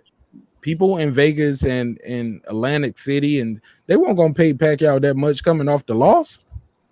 You gotta go where the money at, and they can't do it in the Philippines because the people are poor. And that loss is bullshit, by the way.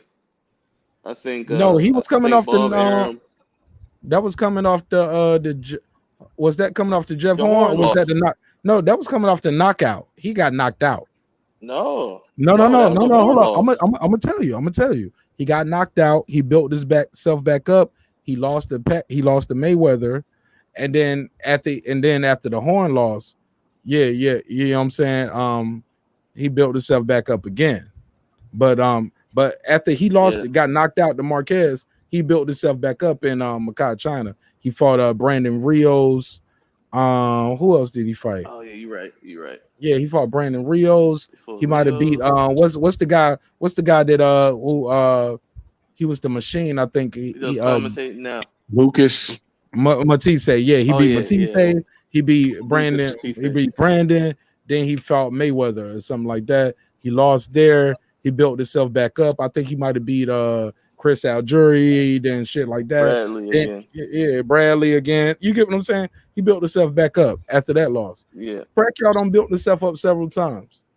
Because he's a real fighter. He doesn't, but let me say this, because I'm gonna make this short as I can, because you brought up Ali and all that. I love Ali. Right. But after he did the thing with the Kung Fu guy, he went on back to his career and fought real fighters. Okay, that's that. Now the thing with Pacquiao, people still insinuating that he's on drugs. It's been 2 friggin' decades. So you're trying to tell me that the people who are in the business to catch dirty fighters can't catch him after 20 years? That's what you're trying to tell me? And if that was the case, why did he have enough to take Floyd to court to sue him, and Floyd has not mentioned him and drugs ever again? Why? That should tell you all you need to know. He's not dirty. He's just blessed with skills. He's a smaller man than Floyd is. He's a shorter man than Floyd is, but he's still out here practicing his craft and doing good. Even if he loses to Spence, which I hope he wins to Spence. Even if he loses, he's had the more exciting career with the more achievements. 50-0, great. He fought who in his 50th fight? His fights are more memorable. To me, as a fan, I don't watch boxing because I want to watch someone lose. I want to watch boxing because I want to see competition. I want to see excitement. You want to see Floyd lose? All right. No. I'm not watching his fights. I told you I haven't watched his fight since the Mosley fights. I don't care if he wins or loses. I don't. Right? You're a hater, No. You're I'm a a man hater, that has nigga. common You're sense. a hater. I hope that he wins this fight No, I'm joking. because if he loses, it's gonna be bad for the sport that he said he represents. That this punk ass dude could come off the internet and knock out the so-called face of boxing or beat the so-called face of boxing. Think of all the damage that'll do to the actual sport if this little punk goes out and loses because he's a whore. Think about that, right? So that's just my take on it. I don't I'm want not to hear gonna that call him a little punk, and I'm not gonna call him a whore. No. He's Jake is the punk. he's- Jake is the punk. Floyd is the whore. Yeah, man. I'm not gonna do that neither, man. Bro, you wilding tonight, bro. He's super disrespectful. Oh my god. What you said? TBE, best ever. I told you crack the fuck you weird. He said bits and pieces, but email me. I'll send you. Hey, old boy asked me, was I gonna live stream the fight? No, I got a monetized channel, so I can't live stream the fight. But I said I bits and pieces. You know what I'm saying? Like while the fight going on, I think I'm gonna be doing the live show. I'm not gonna live stream the fight. But you know, if it's a replay or something crazy happen, I might put the replay up there. But I said bits and pieces. He was like, crack. The fuck you weird. He said I'm leaving and disliking. Dislike, bitch. It's okay. You one person. Give a fuck. What's your boy's link, Mark? The one that's going hold on. When you click dislike, let me know, and I'm gonna say ouch to let you know how much it hurt me. Okay, my nigga, this shit is YouTube. I don't care. I've been doing this shit for years. But just not on this level. But the show is blowing up right in front of me, thanks to this guy I got up here right now, Troy Graham. What you say, my brother? You got the floor. What's the link to the to the guy you said who was going live? Kyle, whatever his name is. Yeah, the boxing session. Let's go on. Let me go. Okay, on. the boxing session. Yeah, let me go on. Let me go up here and do this because I posted went live. I think he said he was gonna go 12:30. I've just been rambling. I forgot, but he did jump in and say I'm going live after you. So let me pull up his link. I'm gonna drop it in the chat, and I go and end this one, man, because I went well over the time. I had a beautiful day today, man. I met some dope people. I connected some artists with some A&Rs. Excuse me. I talked to a couple actors behind the scene who are tentatively looking at coming on the show, but they are in production. One of them is in production for a play. One of them is in production for a sitcom. So, but we do have actors coming on the show. So you guys see, yeah, we do sports talk over here, but we also have actors, music, individuals, and things like that. Troy, I'm gonna put Patricia. Can you put Kyle the boxing session link out there for me, my sister? Man, I told Patricia to email me, yo. I'm gonna put Patricia on payroll, bro. Yeah. Also, man, just call me after the show so I can tell you how you gonna get us them two people. Oh, I got your text. But yeah. Let me get Kyle link in here. I'm trying to do it. If Patricia can't do it before me, I'll do it. There we go. Live one, watch it. Okay, bam. Let me copy. Oh, he got the same thumbnail, so it's gonna be easy to find. That's my brother. He's smart. He's so smart. So he's using the same Logan Paul thumbnail. Let me click share, and I'm gonna share this brother's link, and then we're gonna end the show after that. I just want to support him, bro, and I want to support everybody. But once y'all get to that 1,000 subscriber mark, I help y'all get to that 1,000 subscriber mark, when I go live, I need y'all to share the link, cause I'm gonna pass it over. Okay, so let me mute. So he's sharing a link right now. They talking about racism at work. So I'm gonna jump in over there. I'm gonna jump right on the stream and copy paste. But yeah, hell yeah, man. Patricia, we're gonna put you on payroll because sister, you work hard out here. Like, and I want to motivate her to keep going. So we're gonna definitely that's why I told you to email me. Fuck it, let me put it out there. I'm trying to put a couple dollars in your pocket. I got emails that I might need to be sent out. I want you to be able to do it because sometimes it's good to have somebody to speak for you. So and I trust you that you're good at what you do because I appreciate all the work that you do over here helping me out. So I just want to inspire you with a financial sensitive. Same thing with you, Troy. So we all gonna talk behind the scenes. Let me run the outro. Is that link right, Kyle, the boxing section? Somebody just click on that link. Let me know if that's the right one. But it should be right. But man, this been a hell of a show, man. Yo, I helped that dude get a video paid for by industry A&R. He ain't saying I'm trying to sign you. He ain't saying, hey, look, I can do all of that for you. But look, I think you're talented and you need somebody to sponsor your video. So let me put my dollars where my mouth at. How about that? Troy, that shit don't happen, huh?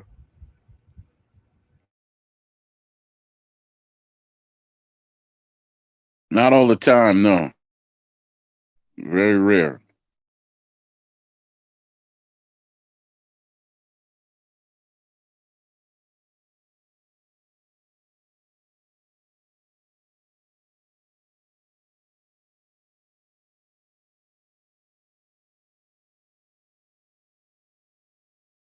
I can't seem to find him. I'm on Kyle the Boxing, unless I spelled his name wrong. Yeah, man. Nah, Patricia, yo, you are definitely helping, and you're a friend of the show, and I want you to know how much I appreciate it, and I'm gonna do my part to make sure we get you compensated for your work, especially if we plan to make money off of it, right? People should get paid for it.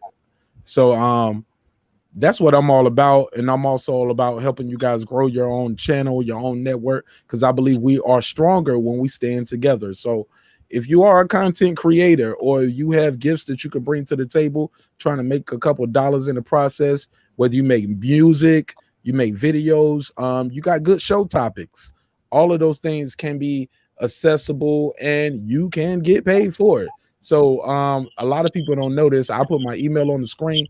If I use one of your topics on the show, let me put it up here, I will pay you.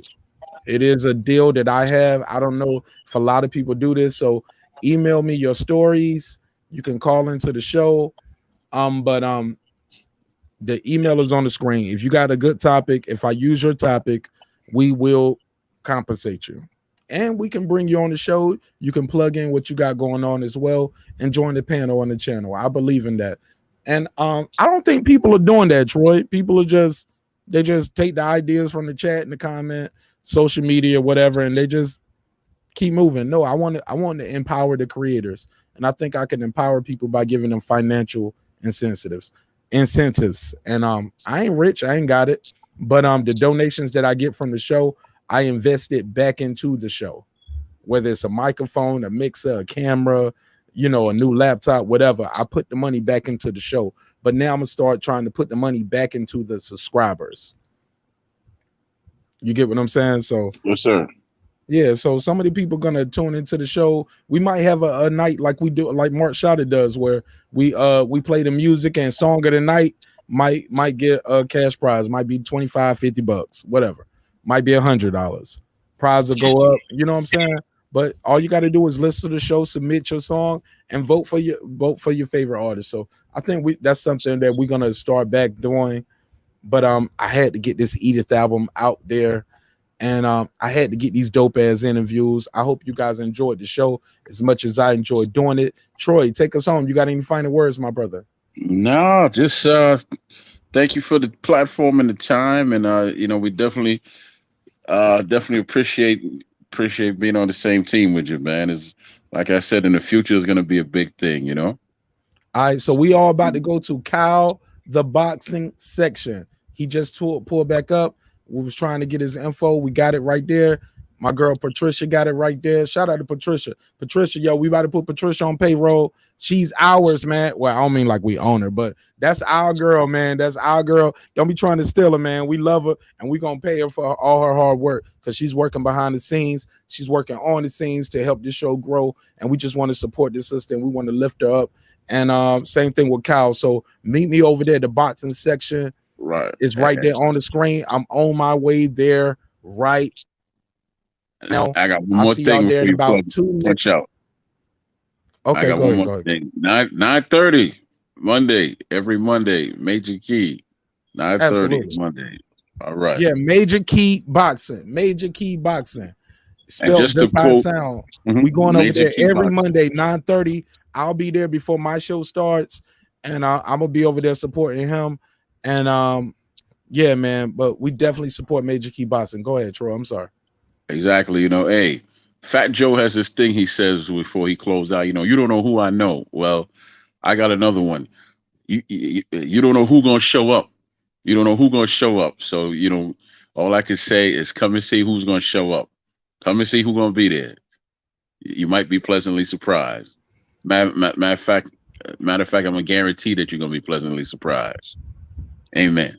Amen. Yeah, let the church say amen. I'm about to go to the boxing section. We're gonna talk about a whole bunch of shit, man. It's not just boxing all the time, man. We talk about hip-hop, relationships. We get our roast on. It's like I know he franchised with the barbershop, but he gonna have another franchise with Breaking Beats because we support that brother. We love him. Let's get it. I'm gonna see y'all at the boxing session. Troy, hang out back, singing for me. 35 seconds or less. I see y'all over there. Boom.